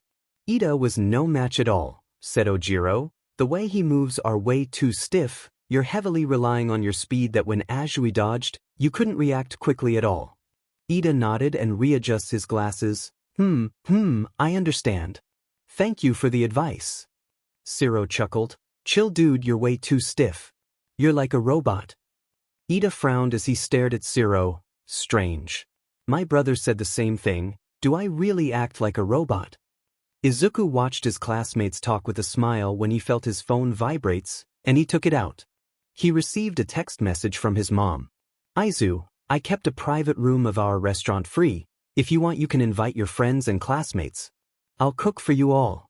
Izuku grinned and looked around the room, noticing that everyone is still inside and preparing his things. He stood up and coughed on his fist, gaining the attention of his classmates. Well guys, my mom texted me saying that she kept a private room free in our restaurant. If you are free, then how about we go there? Seriously? Ochako smiled, her eyes sparking in joy. You really mean it? Is it free? It's free, right? Yuga turned towards Izuku. If I remember correctly, Mademoiselle Midoriya is one of the best chefs in Japan, and probably the best one when it comes to Italian food. Momo nodded. Indeed, she is sometimes hired by my family to cook if there's any special occasion. Isn't your restaurant, like, super expensive? Asked Cammy. I only ate there once, and that was when I passed the UDA entrance exams. My parents brought me there to celebrate. It's fine. Izuku waved his hand. So, any of you want to go? Are you kidding? Of course we all want to go. Kaminari exclaimed. Yeah. Ochako cheered. Sign me up. Siro pumped his fist. May the Lord bless you and your family for your generosity, said Ibra. I would be honored. Ida bowed. Oh yeah. Mina cheered. I'll finally get to eat at a fancy restaurant. I'm with you, sister. Toru wrapped an arm around Mina's shoulders. I need to call my parents first, Karo, said Tsuyu as she took out her phone and called her parents. They talked for a few moments as Tsu explained the situation to her parents, who agreed to let her join her classmates. After that, they talked for a few more moments before she ended the call and nodded at her classmates. I'll be going too, Karo. After that, pretty much everyone expressed their willingness to go, except for Shuko, who silently walked towards the door, carrying her bag. Todoroki, you're not coming? Asked Izuku. Shuko stared at him. I'm not here to make friends. You all go and do your useless outing. I don't care. Come on, it'll be fun. Izuku insisted. I don't have time for fun. We'll have soba. Izuku smiled. Earlier during lunchtime, Izuku saw her devouring massive amount of soba at the corner of the cafeteria. So he thought that it might be her favorite food. And as expected, Shuko flinched and narrowed her eyes at Izuku and muttered, cold. He blinked. Huh. I want cold soba, said Shuko, looking at Izuku with her usual stoic face. But if one were to look closely, they'll notice that her ears turned red. Which, Izuku noticed but didn't comment on it as he just nodded. Sure, I'll tell my mom. You can have as much cold soba as you like. For an instant, Izuku thought that he saw Shuko's lips curved into a smile, but it disappeared so fast he couldn't clearly see it. So, when do we leave? Asked Shuko. I'll text Nei-san that I'm eating outside with my classmates. It might also make her happy if she thought I'm hanging out with some friends. Alright, I'll call our ride. Momo smiled and took out her phone and called her driver. Yes, Yamamoto-san? Can you ask the others to drive our limo here in school? 3 of them at least, yes, just enough to fit at least 20 people. Limo? 3. The others thought, she's rich. I'll call Melissa, said Izuku as he took out his phone, but was interrupted by the door suddenly opening. No need, I'm here. Melissa smiled as she walked inside the 1A classroom. Hey guys. Aunt Inko already texted me. Kaminari stared at Melissa in a daze. She's an angel, she's even more appealing in person. Arg. Kaminari screamed as Jiro stabbed him at the side with her earphone jacks. Stop being creepy, said Jiro. Melissa smiled and greeted everyone in the room. Hello everyone, I'm Melissa Shield, 3rd year, support course. If you needed help on your gear, then don't hesitate to come to our workshop, we're always open. Kaminari looked love-struck. I think I'll be going there more often. Cammy suddenly appeared behind him and karate chopped his head. Ugh. He crouched down, holding his head in pain. I think I'm going to be an idiot because of you all and not because of my quirk. Cammy leaned down and whispered at him, you better give up. Melissa's like, totes in love with Izuku. Kaminari blinked and stared at Melissa, who was now chatting with Izuku with that look in her eyes. My love ended before it even began. He stood up, shaking his head. According to the bro code, you shan't covet your bro's wife or lover. All right fam, Cammy clapped her hands, let's go to the gates and wait for our ride. I'm excited to eat in Izuku's restaurant again. Let me tell you this, everything there are simply delish. I'll text my mom that all of you are going, said Izuku as he texted his mother before pocketing his phone and smiled at his friends. Alright guys, who's ready to go?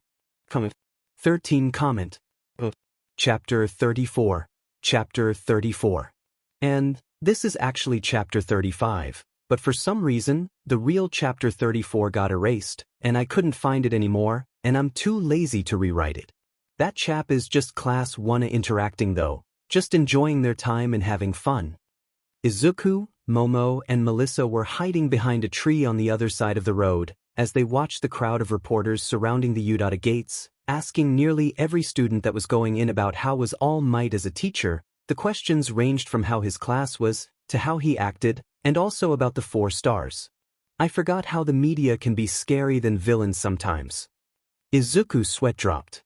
We're going to have to get through them. Momo sighed. Oh boy. Melissa cringed. I knew we shouldn't have took the train.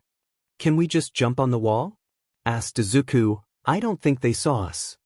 Momo rolled her eyes. If it was easy to jump through the wall of you, then it doesn't deserve its reputation. Melissa was about to suggest something when a reporter suddenly spotted them. They froze, as did the reporter, and for a moment neither of them did anything until the reporter screamed, alerting the others. The 3 teens braced themselves as the reporters rushed towards them and began asking questions. What kind of lesson does All Might teach? How is USJ's support course compared to I-Island? What was it like having the symbol of peace teach your class? Compared to when All Might was teaching you, was he any different? The trio answered the questions while forcing their way through the reporters, saying that they'll be late for class. They tried to be polite though. They knew how media might twist their words and it might negatively affect the public's opinion about them. It took them a few minutes before finally reaching the gates where they saw Aizawa and Present Mike guarding it. Aizawa looked at them and sighed. I'm supposed to punish you for being late, but I'll excuse you this time due to the media. Now go. Thank you, sir. Momo bowed, and the 3 of them went to their respective destinations. Homeroom. Aizawa stood at the podium looking scruffy as always. Good work on yesterday's combat exercise. I saw all the videos and results. He turned towards Kaminari. Kaminari, you shouldn't have used that attack right off the bat knowing your state after using it. If it beat your opponent then fine, but like yesterday, someone will be able to withstand that attack, and if that happens, pray that they'll spare you. Kaminari gulped, nodding his head as quickly as he can. Aizawa then turned towards Shuko. And you Todoroki, don't be stupid and hold back in your fight. Midoriya doesn't even need to try that hard and he completely beat you. You knew that side effect of your quirk, you could have solved it had you used your fire. I don't care about your issues, but if you wanted to be hero, then you need give it your plus ultra. Yes sir. Shuko answered half-heartedly. Fire. Thought Izuku and Bakugo as they stared at Shuko. Other than that, Aizawa stared at the few students who have satisfactory performance. Bakugo, Yaoyorozu, you two performed well. The students looked confused as they look at Izuku then back to Aizawa. For them Izuku's performance was one of, if not the best in class. Their teacher seemed to notice them as he stared at Izuku. You know why I wasn't satisfied with your performance? He asked. Izuku shook his head. No, sir. But I'm sure you have your reasons. Aizawa nodded, right? Your fight with Todoroki was splendid, no doubt, but that fight with Kirishima is a big minus. Izuku frowned. Can you elaborate, sir? You underestimated him. You're an experienced fighter, so you should know to never underestimate your opponents. That's a first rule. I haven't underestimated anyone, sir. Izuku narrowed his eyes. Then why didn't you use your quirk from the start and fight him head-on? I just wanted to test him and myself. Then why didn't you do it with Todoroki? Izuku was speechless. Looking back, even though he has no intention of underestimating Kirishima, it looks like he did. What if Kirishima caught you off guard and you lost? If it's a real fight against a villain, you'll probably die. Said Aizawa. Honestly, I was a bit disappointed. I expected more from you. Izuku remained silent for a few moments before he stood up. You're right, sir. I apologize for that. He then turned towards Kirishima and bowed a bit. Sorry if it looks like I'm not taking you seriously. Kirishima. Kirishima smiled and waved his hands. Hey, it's cool. No need to apologize. Still. Izuku stood straight. Next time, I promise you, I'll give it my all. The redhead grinned. Now that's the spirit. I'll be waiting Midobro. Aizawa looked at them with his usual look, but inside he was feeling satisfied. He didn't show it though. Aizawa tapped his desk, earning the attention of the class. Now, since we've gone over that, I have something important for you all to do. I'll have you take another special test. The whole class paled at that thought. Except for a few who are confident on themselves. Decide on a class representative. Aizawa finished. It's actually a rather normal school activity. Everyone sighed in relief. Before they paused and looked at each other and erupted into shouts. Me. I want to be the class rep. Kaminari raised his hands. I want to have that position. Pick me. Kirishima exclaimed. Aoyama rested his chin on his palm and said, that position already belongs to me. It exists to be mine. That's like a leader position. I want to do it. Me. Mina exclaimed, raising her arm. I want to do it. Me. Bakugo shouted, rising to his chair and stepping on his desk. Cammy smiled and pulled him down. Don't stand on your chair, and don't step on the desk, you're not a kid anymore. That job would be perfect for both of us, said Momo as she leaned towards Izuku. The green-haired teen smiled. For someone like me who wanted to lead my own hero team, then this position will be like a practice for me. Silence, please. Ida shouted, getting the attention of the entire class. He put a hand into a fist. Being the class representative is a job with a serious responsibility of leading others. He's not wrong, Momo nodded. If we really wish to elect a suitable leader for the class, then, Ida raised his hand up, I propose we hold an election to choose one. An election? Kaminari uttered out. But we haven't known each other for that long. Tsuyu said, tilting her head a little and put a finger to her chin. Wouldn't everyone just vote for themselves? Kirishima asked. Yes, but as first impressions are key to almost every interaction, I believe that anyone who has made a good impression will make for fine candidates. He turned to Aizawa. Aizawa-sensei, is this acceptable? Fine, so long as you leave me out of it. Aizawa pulled his sleeping bag out from under his desk and crawled inside. I'm taking a nap. With Ida leading things, everyone wrote down a name on a piece of paper and put them into a hat, created by Momo, and Ida counted the names. Many people ended up voting for themselves, but 3 stood out with more than 1 vote. Bakugo has 2, Momo has 4, and Midoriya has 7. I have 7? Izuku raised a brow in surprise. Wow, I haven't even voted for myself. You didn't? Asked Momo. Yup, I voted for you, said Izuku, much to Momo's surprise. as she let out an embarrassed smile. Bakugo clicked his tongue looking at the number of votes. Though, I wonder who voted for me? I gave my vote to Izuku, and Cammy voted for Momo. Izuku and Momo was called by Aizawa as they walked in front of the class. With a yawn, he said, so the class representative will be Midoriya, with Yaoyorozu as the vice representative. Good luck, I guess? Izuku smiled. As your class rep, I shall do my best to help and lead our class in any way I can. As your vice rep, I shall do my best to lessen the load off of Izuku, said Momo. The newly elected class rep smiled at her. I'll be counting on you then, Momo. The creation girl smiled sweetly. Kaminari whispered to Mina, who was seated beside him, is it just me, or there's something going on between them? Mina whispered back, not just them, Melissa too. I saw them talking to each other last night at Midoriya's restaurant and there's definitely something going on. For real? Man, he's one lucky son of a gun. 23 comment. Chapter 35. Chapter 35. Chapter 34. Izuku, Ida, Ochako, Momo, Bakugo, Cammy, Jiro, and surprisingly Shuko, all sat together at a lunch table. Momo wanted to sit next to Izuku since they would be working together as president and vice president. Jiro was apparently friends with Momo and wanted to sit with her. Shuko was invited by Izuku, who knew that he won't take no for an answer and decided to just comply with him. And the offer of cold soba made by his mother definitely wasn't the reason. DMN him for blackmailing me. Shuko was grumbling while eating a cold soba made by Lunch Rush. Man, I can't believe I'm the class rep, Izuku said as he rubbed the back of his head. I mean, I'm glad the class chose me, but I can't help but feel a little nervous. Don't worry, you'll be great, Ochako said as she ate her rice. It's why I voted for you. She's right, Izuku, Ida said as he ate his food. You've got the guts and judgment in spades. Your mind is honed, you got a good heart, and I know you can carry us through. It's the reason I voted for you.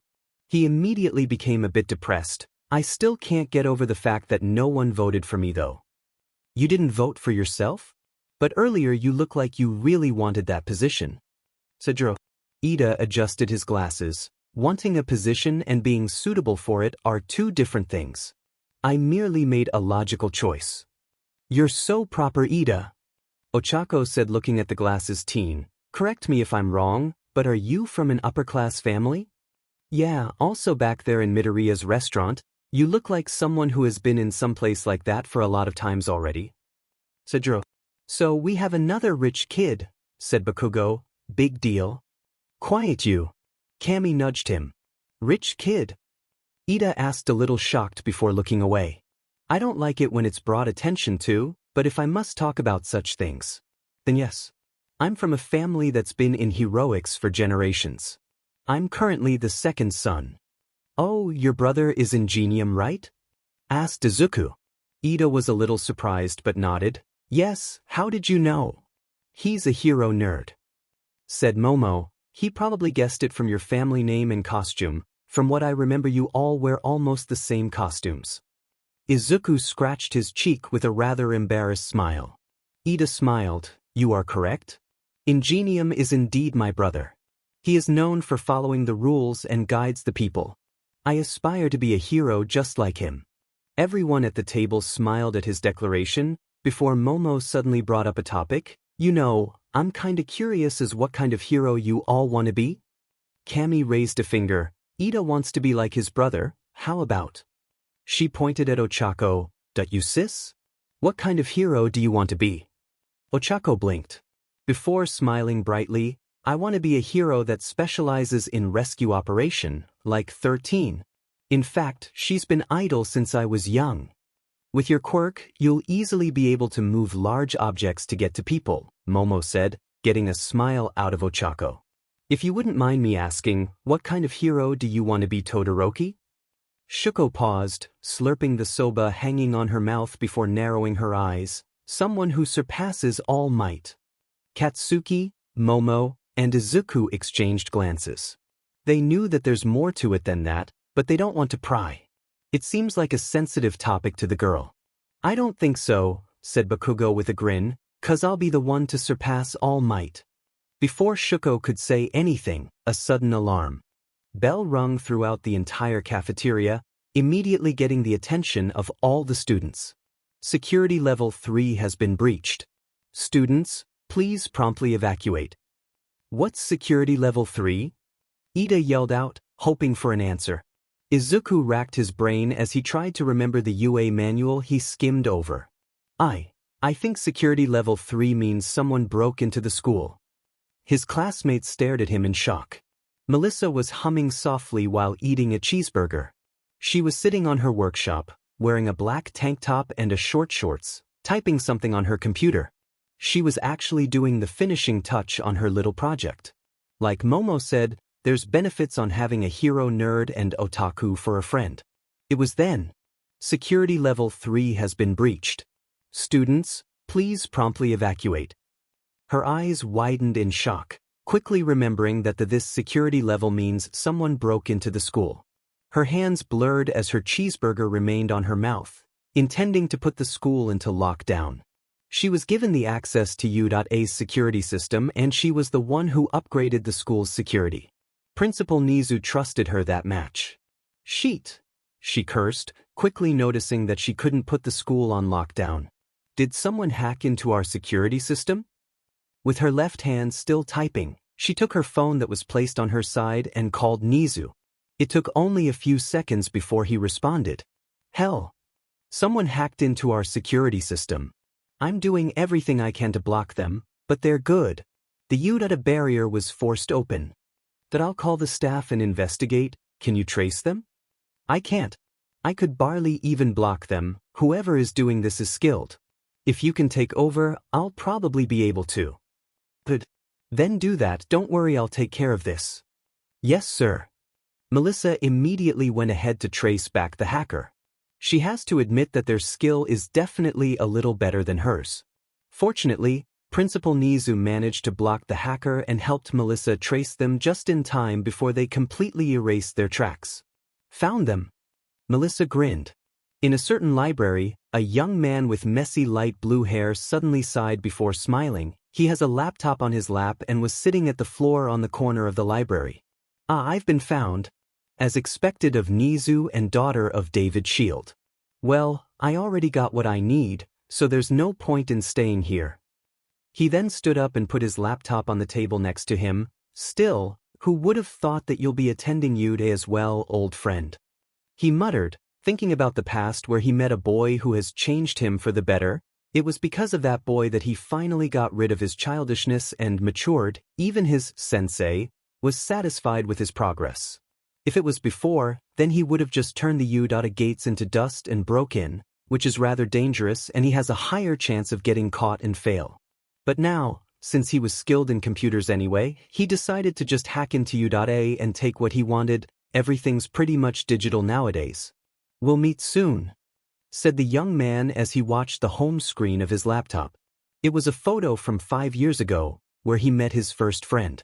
On it, there was a boy with a messy green hair with freckles, smiling widely. Beside him is a teen with the same messy hair but light blue in color. He was looking at the camera with a small smile.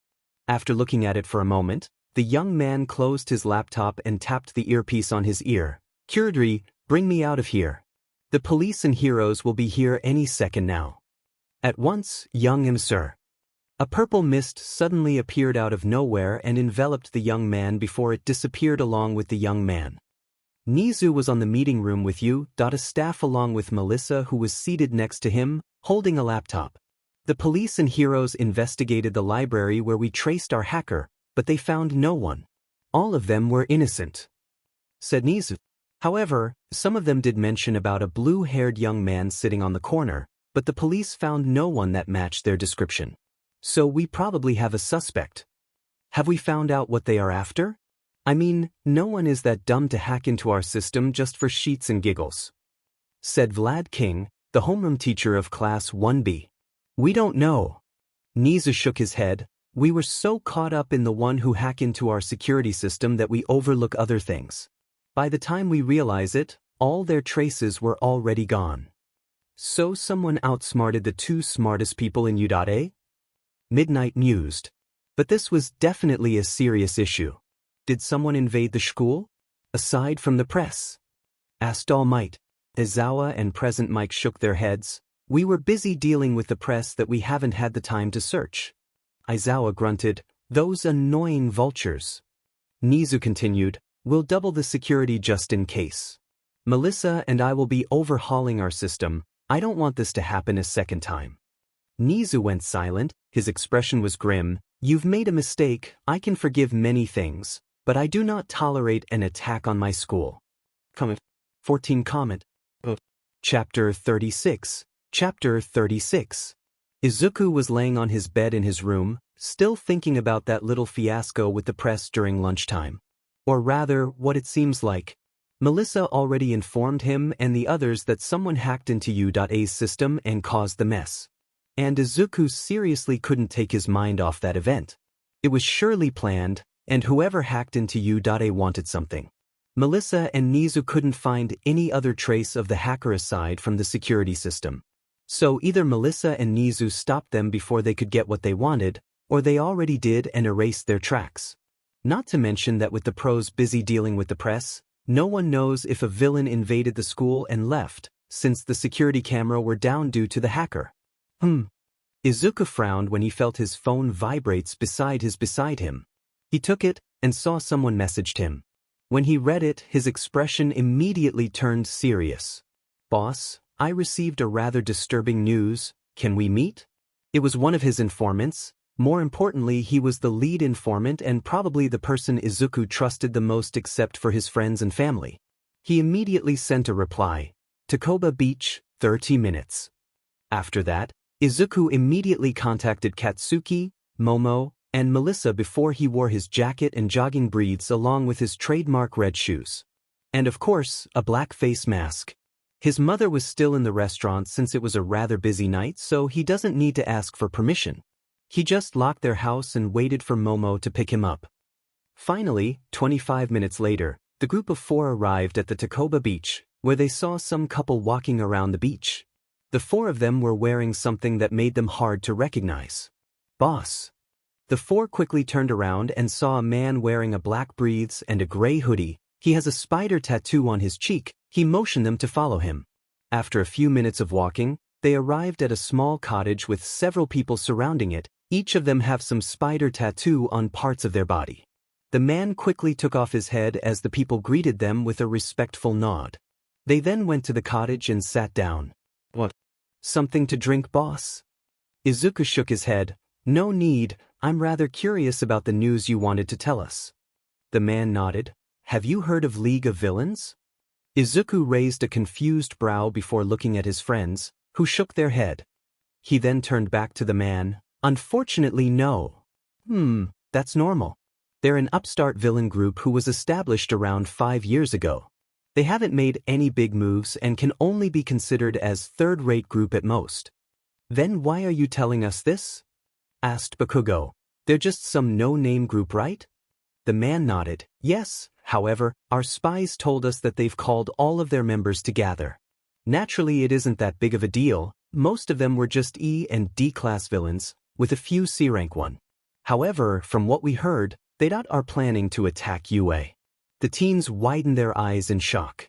Before Momo quickly said, that's ridiculous. Doing that, even a rumor, will surely attract attention. How come heroes and the police haven't made their move yet? Especially the underground heroes. The man remained calm and answered, the police are more focused on small-time gangs and individual villains who don't belong to a group, so it's natural for them to not heard of it since the League was suppressing the news. We only came to know about it because we have some spies there. Besides, the police only investigate someone who's under their radar, but the League has been quiet since its founding, so only a few knew about them. Then the Hero Commission? Asked Izuku. They focus their attention on some bigwigs and doesn't pay that much attention on some third-rate group that could easily be beaten by a team of heroes.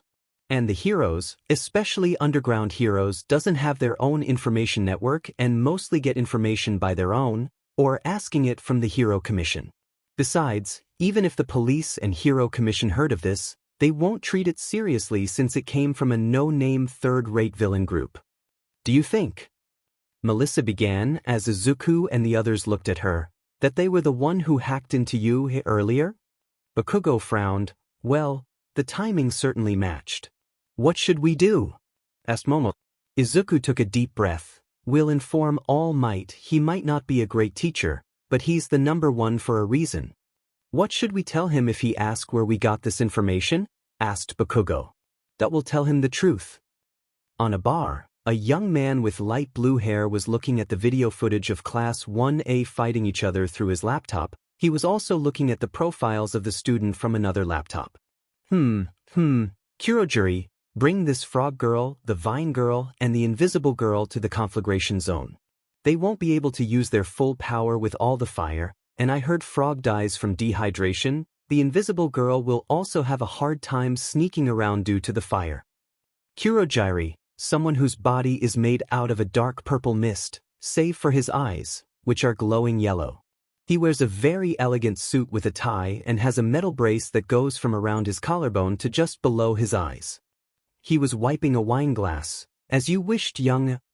This boy with shadow quirk should also be put in there. He's weak against light as this Momo girl displayed. The young man continued. Next, this idiot-looking French boy, the explosion boy, and thick lips should be in building in ruin zone. They can't use their full power there lest they risk the building collapsing on them. I understand. Next, this electric boy, the earphone girl, the tape boy, and daughter of Endeavor, bring them on the downpour zone. This girl with quirk that release smoke that can cause hallucinations, put her on the mountain zone. That place is windy and will limit her quirk. He said, before such to the next file. As for the others, I can't find any terrain that might disadvantageous for them, so just scatter them on flood zone, mountain zone, or landslide zone. What about Izuku Midoriya? The young man paused before shaking his head. I don't care. He became All Might's successor and my enemy. Let's make him face a Nomu or something. He then glanced at the TV screen above. Sensei, how many Nomus are available for the moment? Aside from the upper tier one we're planning to match against All Might. The TV screen flickered for a moment before it answered. 3 lower tier ones and 3 middle tier. That's good. Then Kurojiri, send the 3 middle tier where you'll send the 3 of the 4 stars. Make sure they're separated. As for the 3 lower tier, just send them to where the other students are. No matter how good they are, they won't be able to handle them. Unless they got help from their teachers. You think U.A will send their teachers? Asked Kurojiri. The young man smiled. Of course. We did hack into their system after all. If they aren't idiots, they'll send more just in case. The TV screen flickered. You have certainly grown, Tamura Shigaraki. I am proud of you. The now-known Tamura grinned. Thank you, sensei. But it was all because of that little broccoli that I became who I am today. Such a shame he has such heroic heart. I would like for him to be a villain. He was quirkless too. Indeed, from what you told me he would be a great strategist. But it was just not meant to be. Someday, when my time finally ends, the two of you will have to fight. Tamura chuckled. I can't wait. But before that, I still need to make Japan tremble in fear. Tomorrow is when we'll finally make our move. Tomorrow, the symbol of peace will finally rest. Comment. 19 comment. Chapter 37. Chapter 37. Chapter 37. For your heroic class today, it is decided that All Might, me, and 4 other pro heroes will be accompanying you. Said Aizawa as he stood in front of the class. Bakugo, Momo, and Izuku remained silent. Their expression was serious. Something that Cammy, Shuko, and Ochako noticed very well. Izuku tapped his desk. We told All Might about the information we got last night and also about our little information network. For now, only Aizawa and the principal knew about it. Still, even with 5 other heroes aside from All Might, I can't help but feel nervous. Momo was feeling restless. They knew that All Might will be teaching us, yet they might attack you. Either they are extremely arrogant and stupid or... Bakugo growled. They have a trump card that makes them confident on confronting the symbol of peace. Sensei, what will we be doing? Is it the same as the All Might Sensei? Zero asked. Aizawa shook his head. That spars in All Might is just a test to see your combat abilities. This time, you'll be doing what a hero should. He then threw out a card with words, rescue training, on it. Be a hero that everyone needs, be it flood or any other disaster. It's time to begin your rescue training. Looks like it'll be a lot of work this time, Kaminari said nervously. Right? Replied Mina. Idiot, this is the duty of a hero, Kirishima said with a grin. Aizawa continued, the training will be taking place off campus, so we'll be taking a bus. Change into your costumes if you wish and meet me in the front of the school. Soon, Class 1A was on a fairly large bus, heading off towards the rescue training area that Aizawa had in mind. The bus sped up as everyone was seated, wearing their own hero costumes. Izuku was still thinking about the possible attack that might happen. Midoriya. Someone called out to him. Amen. Snapping out of his thoughts, Izuku looked to his left to see Azui, staring at him with a blank stare. Yes, Azui? Call me Tsu, she said, looking expressionless as ever. Tsu then, you can call me Izuku too if you want. He nodded. Do you need something? I like to say things that are on my mind. Tsu told him. Your quirk is like All Might's. Momo and Bakugo perked up, wondering what kind of excuse Izuku will come up with. Hee hee, Izuku laughed. Mine is way cooler though. You don't see him having electricity around him when he uses his quirk. Besides, All Might's quirk strength and speed enhancement, mine is stockpile. Stockpile? Asked Zero. Izuku nodded. Yeah. The doctor says that I have something like a core inside me that stores kinetic energy ever since I was young. Apparently, the reason why I couldn't use my quirk until 10 months ago is because my core is still filling up. Now that it's full, I can use all those stored energy to enhance my body. I see. Tsu nodded, though it seems like you are holding back a lot, Izuku. If he don't, then he'd blow us away. Kaminari said, have you seen the footage of his fight in Island? That was mind-blowing. Right? Kirishima nodded. They were just a flash of light. You need to slow down the video several times just to catch a glimpse of them. It was so manly.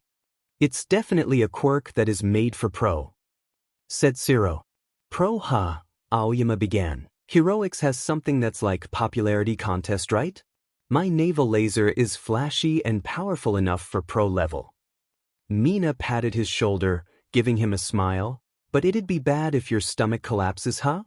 If we're talking about flashy quirks, then Yamamo, Todoroki-chan, and Bakugo can certainly take the top spot. And with Todoroki-chan's cute face, she can definitely capture and break a lot of hearts. Especially if she smiles, said Kaminari. The others agreed, except for Shuko, who froze after hearing Kaminari's words. She was in deep thought. Her expressionless face seems a little scared. If I smiled, then they'll surely die? I mean, their hearts will break, so oh no, this is dangerous. I don't want people to die. Settle down, Aizawa called out, shutting the students up as he glared at them. We're almost there. Yes, sir. Soon the class arrived at a huge building. The class soon got off the bus and took a good look at the building. From the outside, it looked like a giant dome, but once they were inside, they saw a number of disaster zones from shipwrecks to fires. Now all completely inside, their class saw some people waiting for them. First was someone who wore a space suit, next was Present Mike, then someone who looked like a humanoid dog wearing a muzzle, and last is Cementos, their modern literature teacher. Izuku immediately recognized him. It's the Space Hero 13. And Hound Dog. Oh my gosh. It's 13. Ochako squealed. A hero who rescued a lot of people with the help of her quirk, Black Hole. I love her. She's my inspiration. Hound Dog's here too, said Momo. He's our school's lifestyle guidance counselor. 13 waved a hand at all the area.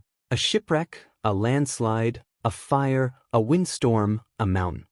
She then opened his arms. This is a training ground that I made to train for many different types of natural disasters and accidents.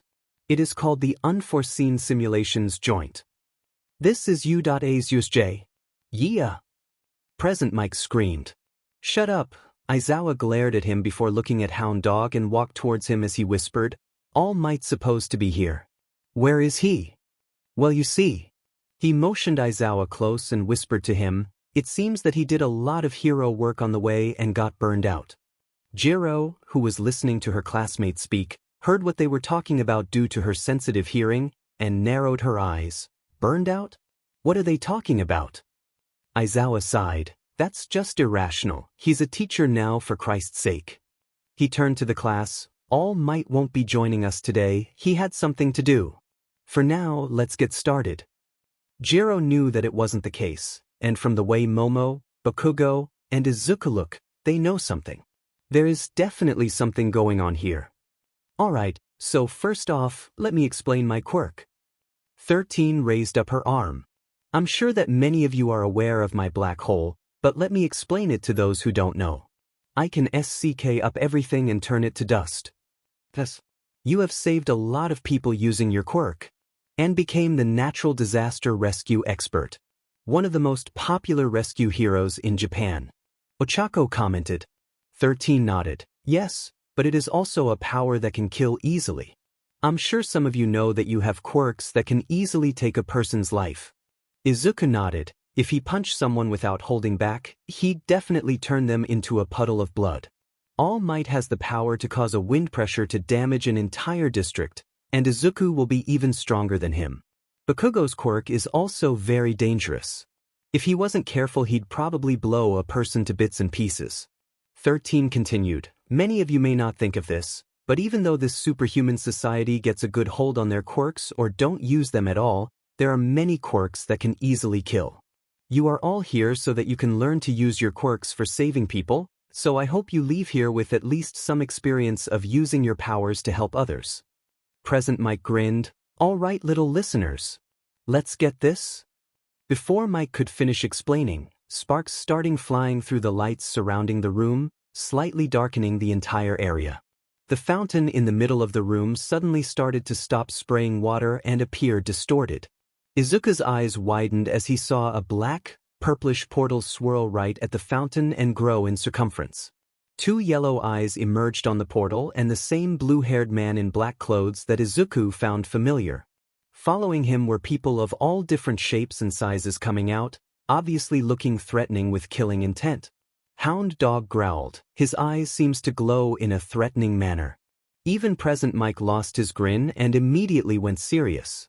Cementos quickly reacted and reached to his earpiece to call for help, only to find out that he couldn't contact anyone. Aizawa narrowed his eyes. Looks like Problem Child's information is true. This is bad. He turned towards the students. Everyone gather together and don't move. 13. Protect the students. Kirishima and the others saw the villains emerge and looked curious. Is this like the entrance exam where the lesson has already started? No. Don't move. Aizawa then put on his goggles. Those people down there are villains. Nearly everyone recoiled in shock to hear that villains had come, suddenly feeling their bodies shiver from the thought of real villains coming. Dozens upon dozens of villains emerged from the portal, glancing around at the area they were in. The last to come out of the portal was a large, black, and humanoid type of creature wearing brown breathes. The creature had a rather monstrous look to it, as it was very muscular with its brain exposed on the top of its head. It has a rather large but insane eyes around it, and its mouth had the shape of a bird's beak with jagged sharp teeth. A voice was heard among the portal. 13, Cementos, Hound Dog, Present Mike and Eraserhead Head. The teacher's schedule we received the other day said that All Might was supposed to be here. And this teachers weren't supposed to be here. Looks like you are right. The commotion yesterday was the work of these scumbags after all, huh? Aizawa said. That person with the blue hair, he matched the description that was given to the police. How did the villains get into the hero school? Kaminari exclaimed. Sensei, what about the trespasser alarms? Momo asked. We have them, of course, but they must have been shut down since it didn't sound. 13 said. So that must mean that someone has a quirk to do that, or maybe just a very good with technology. We are all completely isolated from the main campus, said Shuko. The blue-haired man glared at the heroes and students. Ah, heroes, I am Ian, and we are the League of Villains. And I would like to thank ourselves for inviting us in. Comment. 10 comment. Chapter 38. Chapter 38. Chapter 38. League of Villains. Izuku muttered, "So they are the ones, huh? They really came." Momo narrowed her eyes, a tip of a blade suddenly appearing on her palms. Bakugo glanced at the large bird-like creature. "That must be their trump card that just looking at it I can tell, that thing is strong." Before any of them could react, a purple mist surrounded. "I apologize, but we don't have time to chat. So please kindly go and scatter." 13 quickly activated her quirk, sking the mist with her quirk, and protecting those beside her, including Aizawa. However, she was too late to save the others as they were engulfed by the mist and disappeared. The only ones who are left are 13 herself, Aizawa, Kirishima, Ida, Sato, and Ochako. "There's still a few of them left, huh?" Ian muttered under the hand on his face. "Well, let's play with them for a bit." He pointed at his goons. "You guys go and do your job." He turned towards the mist villain. "Warp, make sure none of the students manage to get out and ask for reinforcement." "Yes." Ian smirked. "Come, heroes. Show me something interesting." "The landslide zone, huh?" Izuku muttered, looking at his surroundings. "Midori." Mina muttered behind him. "I can't see others who are transported with us." "Yeah." Izuku nodded. "Still, I can't seem to think of any reason why they wanted to do this. All Might is here, they knew that. So why?" Izuku already has some theories, but he kept them to himself for a moment. He was sure that the bird-like monster earlier is their trump card.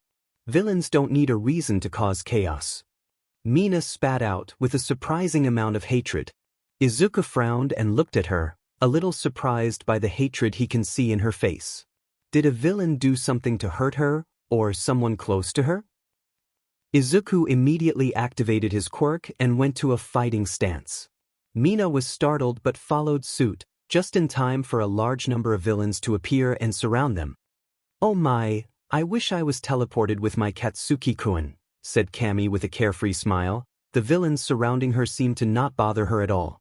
But that was just what she showed on the outside. Truthfully, she was already thinking of countless of plans to leave here alive, since the villain seems to want to kill her after doing things on her, based on their eyes.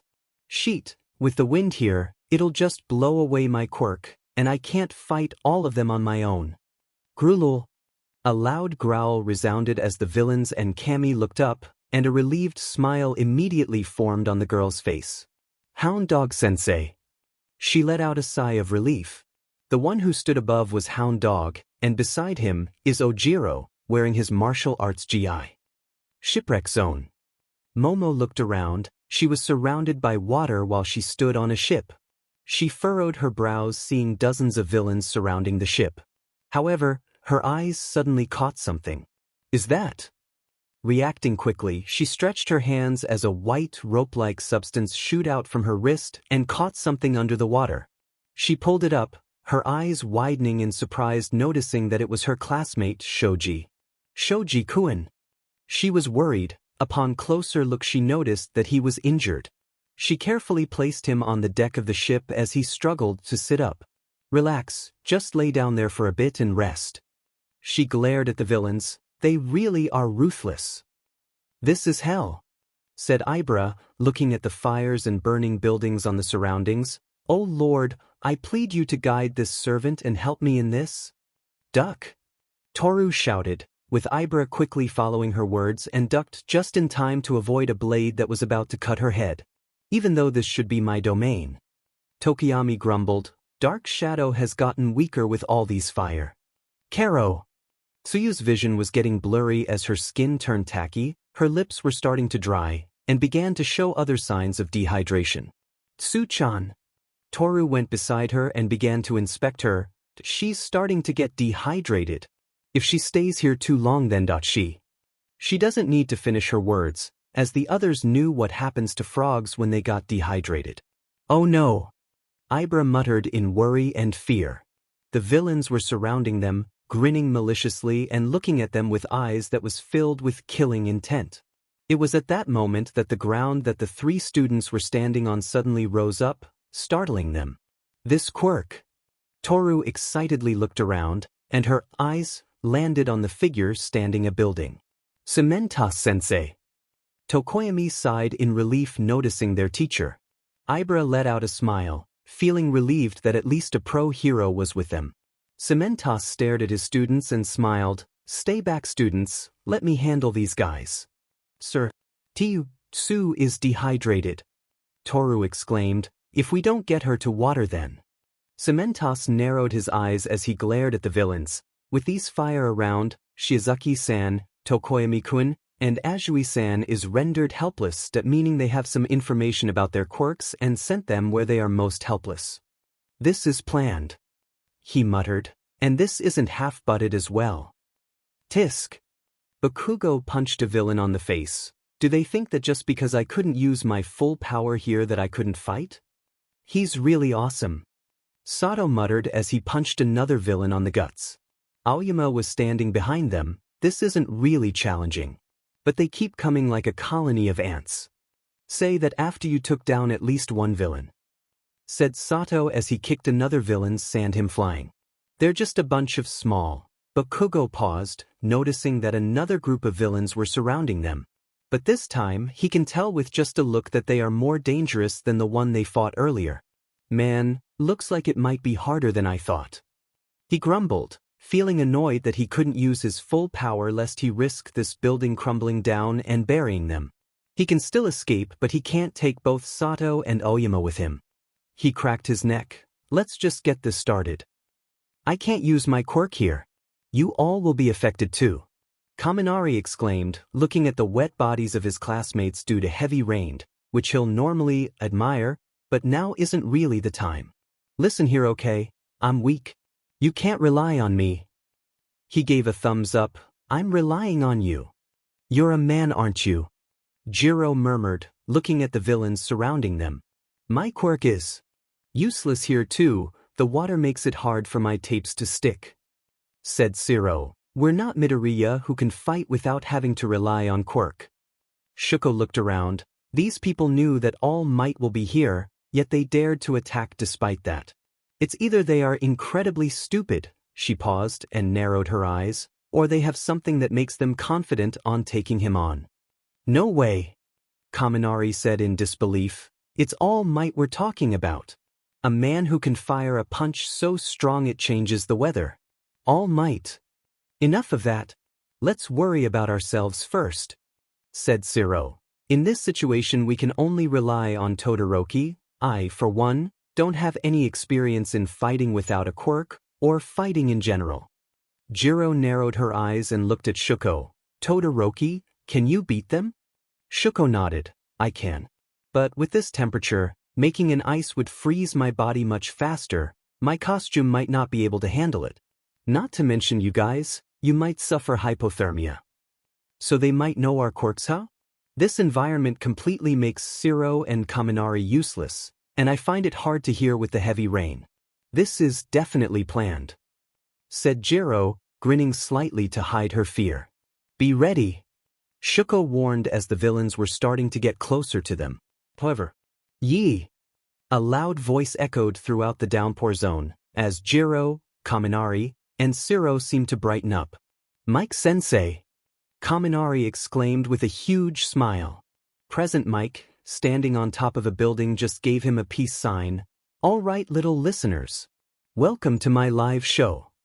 He glared at the villain, his grin turning more menacing, and for the first time, it ain't going to be pretty. 16 comment. Chapter 39. Chapter 39. Chapter 39. Ga? HRK? Izuku kicked a villain on the stomach, before punching another one. He was currently using only 5% of his quirk, but he was easily dominating the fight. Rark! A large villain roared and raised a baseball bat, intending on smashing his head. But Izuku swept his feet, causing the villain to lose his balance. Izuku then slammed his chest with an elbow, causing the villain to cough. He turned towards the group of villains rushing towards him, and with narrowed eyes, Izuku grabbed the fallen villain and threw him to them. Izuku did not stop attacking as he immediately jumped towards the other villains. Mina was also doing her fair share of fighting. Her moves were unrefined, but she definitely has skills. Her reaction time and flexibility was incredible as she dodged the villain's attacks easily and making a counter. Izuku looked at her and was impressed. He then sent a 20% kick on the villains rushing towards him, sending them flying by the wind pressure from his kick. He then said to Mina, "I know I saw your fight with Aoyama, but man, you're skilled. Where did you learn how to fight?" Mina uppercut punch a villain before grinning at Izuku. "I didn't learn how to fight, I learned self-defense."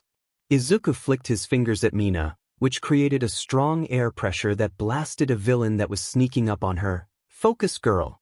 We're still fighting." He then spin hook kick behind him, hitting another villain on the head, knocking him unconscious. "I was supposed to be the one to hit him," Mina complained. "You're not following the script at all." "Duck." Mina quickly reacted and ducked, just in time for her to dodge a blade aimed at. She frowned and immediately grabbed the arms of the villain who attacked her, before punching him on the face and kicking him on the crotch. Izuku cringed, thankful for Melissa that she added a protection on that area. Damn, she's brutal. At that moment, Izuku's instincts kicked in as he immediately rushed to Mina and grabbed her, jumping on top of a buried building, just in time for a 7-foot-tall, red-skinned bird-like monsters to drop from above and landed on where Mina was at earlier. Mina blinked, her mind still processing what happened. After all, it was just too fast. Just a second ago, she was still standing over the villain who was holding his now crushed ball, and when she blinked, she suddenly found herself on Izuku's arms looking at the ceiling of USJ. "Midori?" Mina was about to tease him, but noticed his serious expression and knew it wasn't the time. She got down on his arms and glanced to where he was looking, and she couldn't help but flinched seeing the monster that was staring at them. Aside from that, there are about a dozen more villains standing behind the monster, and one of them appears to be a boss. It was a man with pitch-black skin, standing no shorter than the monster with a muscular build. He has a horn similar to a bull and was carrying an axe. The bullman glanced at them, his eyes focused on Izuku as he grinned. "Izuku Midoriya, student of All Might, hero of I Island, the next symbol of peace. You may call me Taurus, it's an honor to meet you." "I can't say I feel the same," said Izuku, his green electricity flickering around him in great intensity. 20%. I can't underestimate them, especially that bird monster thing. Taurus turned towards Mina, he frowned, rubbing his jaw as if in deep thought. "You look familiar." Mina flinched as her expression turned into that of fear and anger. Izuku noticed this and looked at her worriedly. "Ashido?" Taurus heard him, and a look of realization appeared on his face. "Ah, Ashido, now I remember, you're his daughter, aren't you?" Izuku was a bit startled as Mina's fear seemed to vanish, replaced by burning hatred as she glared at Taurus. "Shut up. I am not related to that man." Taurus laughed. "Ha! So you really are his daughter. From what I heard, your quirk is similar to his, right?" "Shut up. Shut up. Shut up." Mina screamed. Her quirk seemed to went out of control as she released a massive amount of acid that started to melt the building along with her clothes. Izuku jumped away from her, thinking, searching for any clues as to understand who is this person the two they were talking about, and someone that Mina definitely despised with every fiber of her being. He landed a good dozens of meters from her as his mind went to screeching halt, and his eyes widening in realization. "Ashido, Ashido." He looked at Mina with wide eyes. Kushi Ashido, the S-rank villain, Toxic Chainsaw, the infamous mass murderer of Chiba Prefecture. Sheet, no wonder I find her name familiar. Mina noticed Izuku's look, and remembering what Momo said the other night at his mother's restaurant. Izuku kept notes of most heroes and villains. He's a walking hero encyclopedia. With that, Mina immediately realized that Izuku already knew, or at least have some idea on who she is, and who her father is. She smiled sadly, the effects of her quirk quickly disappearing. She looked at him. "Do you know?" Izuku opened his mouth and was about to answer when an arm-length needle was suddenly shot towards him. He tilted his head in hurry, barely dodging the needle as he turned his focus on the villains. "Ah, sorry," a villain with hairs similar to a needle said with a grin as he spread his arms, "but we're not here to watch drama, you see. We're here to kill." Izuku clicked his tongue before looking at his classmate. "Mina," he shouted, gaining her attention. Listen here and listen good. I don't care who your father is. Or who your family are. They're not you, right? You went here to be a hero, right? Then do your job. Stop thinking about unnecessary things in a battle. Whatever it is, let's talk about it later. We have a job to do. Mina stared at him in shock, and after a few moments, she grinned, wiping her eyes from the tears and said, "That's not how you console a crying lady." Yeah, well, forgive me if I'm still a bit shaken from what I just found out. Mina smirked, point taken. Izuku looked at her and smiled, glad that at least she's back to normal. He then turned towards the villains who began running towards them. He flicked his finger, blasting away the needles that was shot towards them and causing the villains to pause and take a step back. Mina went towards him and asked, "So, got any plan of attack from that brain of yours, Midori?" Izuku took a deep breath. "I do have a plan. Attack?" With that, he darted towards the villains in great speed. Mina blinked, before quickly rushing after him. Izuku axe kicked a villain closet to him before elbowing him on the face, followed by a grab on the arms before flipping him to the ground and punched him on the face. Mina followed suit by dodging a hook sent by a villain as she grabbed him on the arm and used her quirk to burn his skin. She then followed by a punch on the ribs followed by a side WHP kick to knock him down.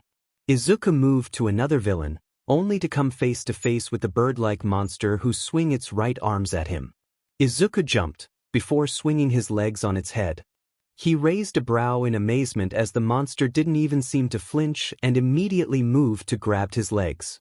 But without even missing a beat, he twisted his body and swung his other leg to its face, followed by a continuous jab, and finished it with an elbow strike. The thing immediately stumbled and let go of his legs. Izuku kicked its head and jumped back to gain some distance. Taurus smiled as Izuku looked at his legs, which was grabbed by the monster thing. The greaves has some cracks on it. Melissa's going to be mad about this. How do you like it, Sir Izuku Midoriya?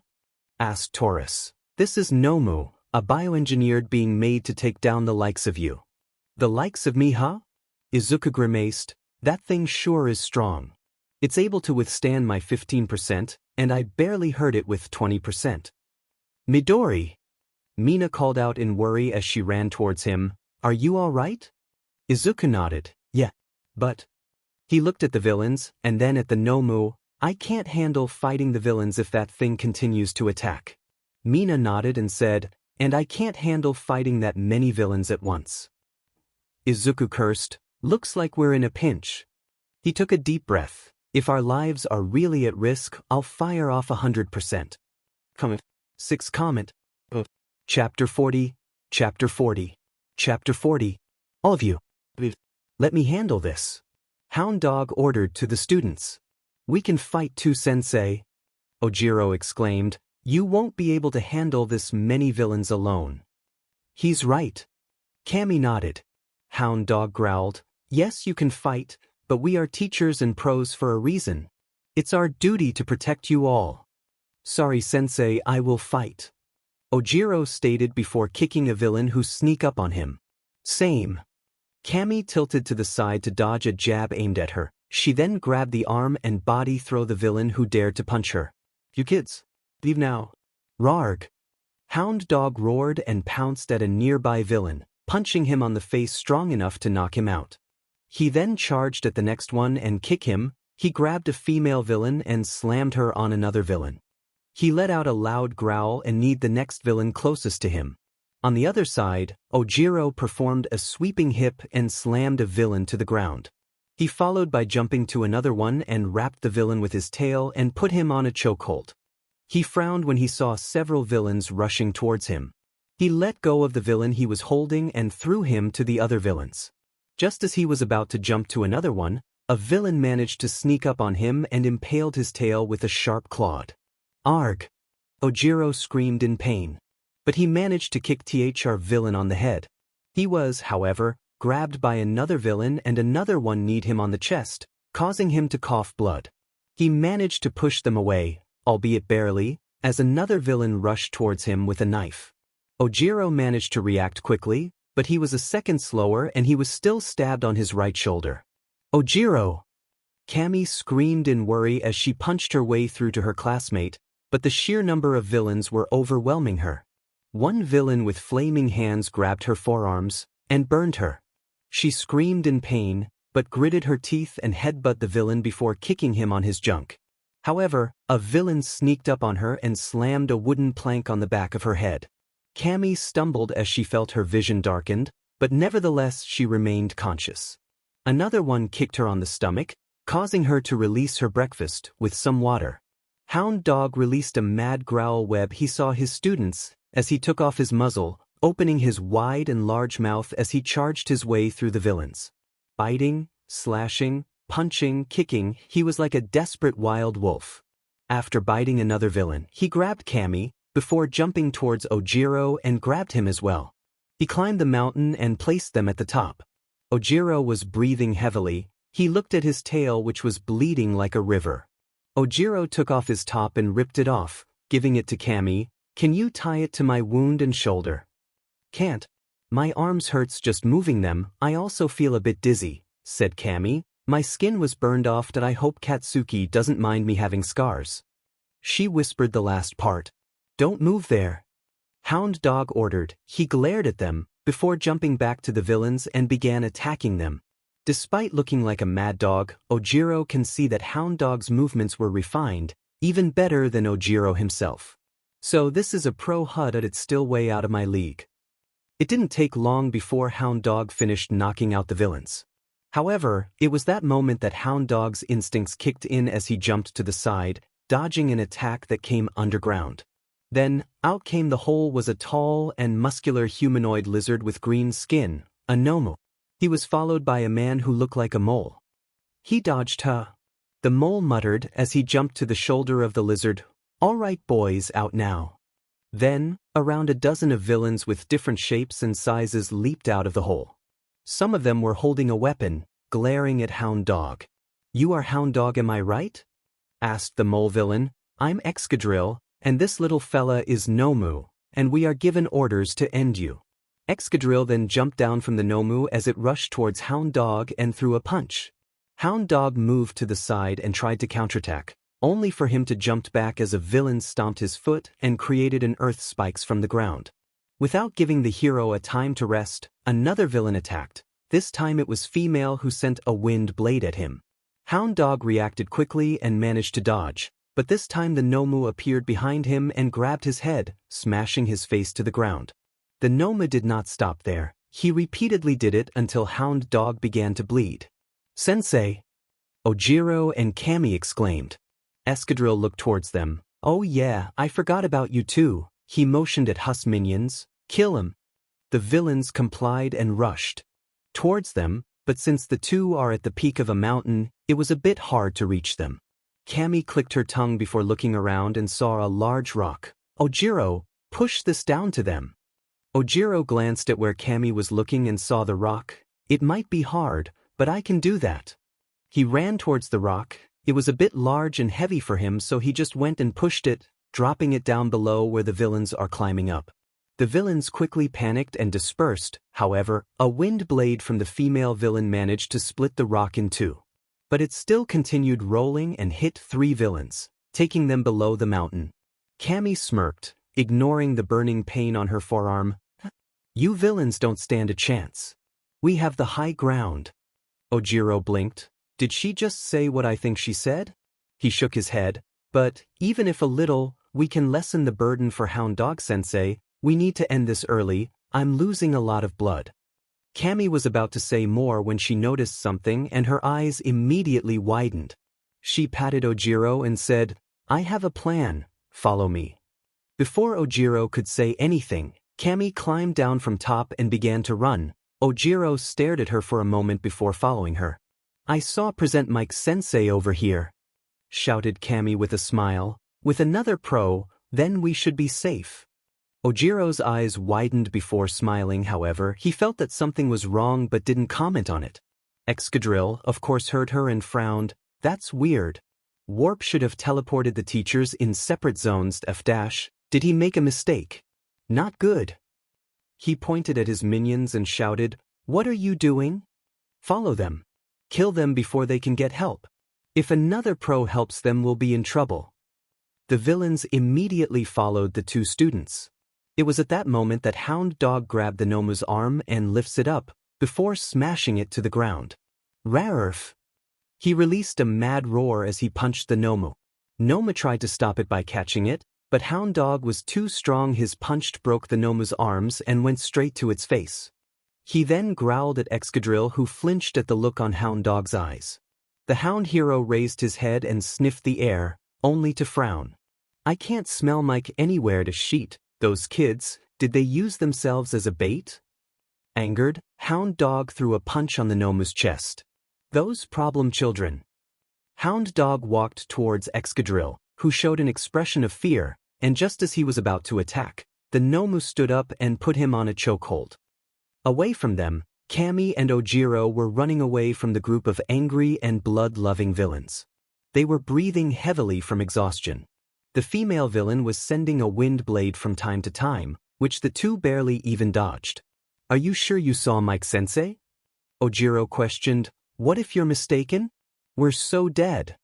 Cammy remained silent. What if one of them has super hearing? My plan would be ruined, she grinned. Of course. Just follow me. Now, Ojiro knows that there's definitely something going on, but Cammy don't want to say it. Over there. Ojiro looked at where Cammy pointed and his eyes widened, as everything seemed to click on his mind as he smiled. So that's how it is. Hope none of them dies. After running for a while, they saw a hanging bridge made of wooden planks, which was quite long, and knew that if they tried to cross it and the villains caught up to them before they can reach the other side, then there's a chance that the villains would cut off the rope and make them fall. It was 30 meters high, and there's a water below, so they might survive the fall, but still. They stopped before they crossed the bridge and turned towards the villains, who was already grinning and walking towards them slowly, as if trying to intimidate them. When the villains was just about a few meters away from them, the space seemed flicker and reality bends, and right before the villains' eyes, their position changed. They were now standing in the middle of the hanging bridge. Go Ojiro! Cammy shouted. Right. Arg. Ojiro grabbed the wood that supported the bridge and uprooted it, much to the shock and fear of the villains, before letting it go. The bridge swung down, but before that happens, the female villain managed to send a wind blade aimed at Ojiro. The martial artist stood frozen on his spot. Ojiro! Cammy tackled him to the ground, avoiding attack. Looking up, Cammy sighed in relief, finally feeling safe as she stood up, with Ojiro just staring at her on a daze. Noticing this, Cammy raised an eyebrow, before a sly smirk made its way to her face as she patted his cheek. I know that look, fam, but you better give up, I'm taken. Ojiro snapped out of his daze, snorted in amusement, letting out a wry smile. He stood up and decided to ask, so, how did you put those guys under your illusion? Cammy smiled. You speak as if you aren't under one. He chalked. W. Cammy scratched the back of her head, wincing in pain when her hair touched her burns. Yeah, you see I've been running in front of you, right? I've been releasing my quirk and the smoke was left behind, which all of you has been inhaling. You are one scary girl. He managed to say before he passed out. GRK? Hound Dog grabbed the Nomu's arms and tried to pry it away from him, but it was proved difficult even for him. Excadrill chuckled and said, Oh, did I mention that Nomu is a bioengineered being? Its strength is even greater than several people combined. Not only that, its quirk is super regeneration. Even if you blow off its limbs, it'll just regenerate. Too bad this is only a lower tier one though, so it's quite weak. Weak? This? Hound Dog growled. The mole villain then grinned maliciously. Oh, did you know a middle tier Nomu, which is even stronger than this one, is here? And there are 3 of them. Each of them are facing the 3 of the 4 stars. Hound Dog's eyes widened in horror before it was replaced by boiling anger. All Might students or not, they're still kids. Our students. Therefore it's our duty to protect them from harm. Let go. Me. He roared as he jumped up high and slammed the Nomu to the ground with his body. He then elbowed the Nomu, repeatedly until its grip loosened. With a growl, Hound Dog grabbed the Nomu and smashed its face to the ground, causing a web-like cracks. Knowing that Nomu has regeneration, Hound Dog stomped its head, again and again until its upper half was buried to the ground. He then glared at Excadrill, who flinched in fear. "Now that you're next." "Hi!" Excadrill shrieked in fear and tried to dig down, only to be caught by Hound Dog. "Hi! Don't hurt me!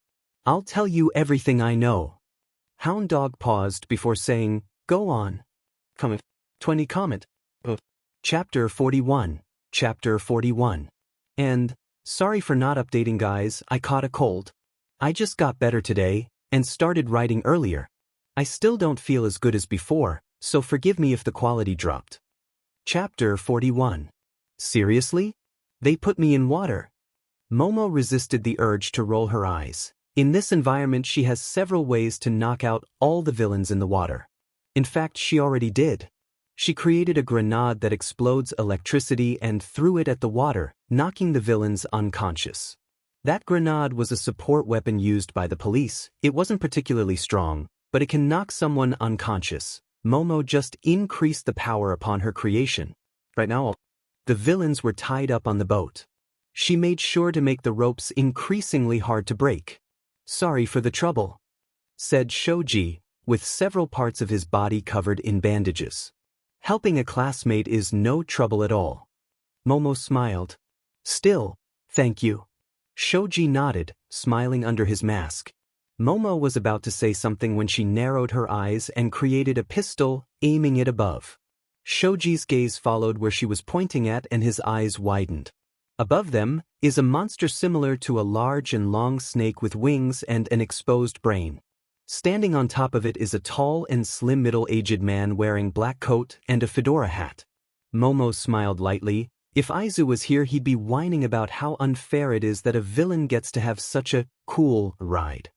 The snake's width was comparable to an utility pole, and length no less than 15 meters, and a wingspan of 10 meters. If I didn't know better, I'd say it's one of the snake from Saba Adobe Island. She stared at the snake, thinking of the mysterious island where Melissa got her quirk. "Momo Yaoyorozu," said the man in black, heiress to the Yaoyorozu Corporation, one of the 4 stars and a student of All Might. "I am glad to be the one to kill you." He tapped his foot to the head of the snake he was standing on. The snake opened its mouth and released a purple gas. Momo didn't waste a second as she created a gas mask on her face and gave one to Shoji. However, her eyes widened when she remembered that there are still the unconscious villains on the boat. Villain or not, she can't let them die. She pushed her arms forward and created a blast of wind that dispersed the purple gas. The man in black raised an eyebrow. "We do not have any intel about you being able to do that." He glared at Momo. "Man, it must be nice to have such a quirk, huh? You must really have it easy, huh? If only I have that quirk. I wonder what would happen to me. Huh, that quirk is wasted on a hero wannabe like you." Momo frowned, which Shoji noticed and shivered. He has 7 sisters, and has developed an instinct that lets him tell if a woman suddenly became dangerous. It saved his life a few times. For example, a month ago, he saw a girl around his age who was calmly sitting on a bench and listening to a music looking all calm and composed, but was actually someone who was about to erupt in anger and Shoji deemed as dangerous. The next moment, when someone sat beside her and talked to her, she erupted, and that look on her face was something that was forever etched into his memories. And right this moment, even though Momo doesn't show it aside from a frown, Shoji knew that she was boiling in anger. The man in black continued, "Why be a hero? If I have that quirk, I would probably be doing everything I want. I don't have to work hard for a measly sum. I could leave with endless wealth. Enjoying authority and power. Such a strong quirk, and you're using it for what? To play the hero? Wake up, girl. I am sure that once you're gone, no one would even remember you." "Shut up." The man smirked. "Oh? Did I hit a nerve? You're nothing without your quirk. You're strong because of it." She took a deep breath. "People like you are really the one I hate the most." "Oh. You complained and whined about being unfair, envying others for their achievements and wanting them yourself when you've done nothing to earn them." Izuku was quirkless, yet he did not complain about it. He probably envied others, but it didn't let him cloud his mind. He busted his butt off to earn what he got today. Only God knows how much he endured just so he would not lose to those with quirks and still be a hero he always wanted to be. Yet this man, he envies others for what they have, wanting to have what others earned when he probably just complain and whine all day without doing anything. I am only strong because of my quirk, you say? You're wrong. My quirk is strong because of me. She declared, if my quirk have its own consciousness, it would probably cry if you're the one using it. You really shouldn't antagonize him any further, thought Shoji, he's about to explode. You're also probably a failure at being a villain, said Momo with a mocking smile. I mean, you look old, and no one knows you, you're probably not even qualified to be written at Izuku's villain analysis notebooks. She may not like to mock her opponents, but this man just seemed to get under her nerves. She was just glad that she's friends with Bakugo, who could even make a villain cry with his insults. The man took a deep breath to calm his boiling anger. He stared at Momo before ordering the snake thing to dive towards the ship. Momo fired her gun several times, the flying snake paused and shook its head, before continuing as if nothing happened. The creation girl was shocked. That was a trank capable of putting a grown elephant to sleep in an instant. Yet this thing just shrugged it off? But she didn't dwell on it for long as she ran towards the edge of the ship and created something similar to a grenade and threw it to the water. With a puffing sound, the grenade released a white gas that instantly froze a part of the water. You want to run? The man controlled the snake to follow Momo and jumped towards the ice and grinned. I am Shadow, and I will be the one who'll kill you. As the snake neared her, Momo created a blast of wind from her feet and jumped forward while flipping on the air.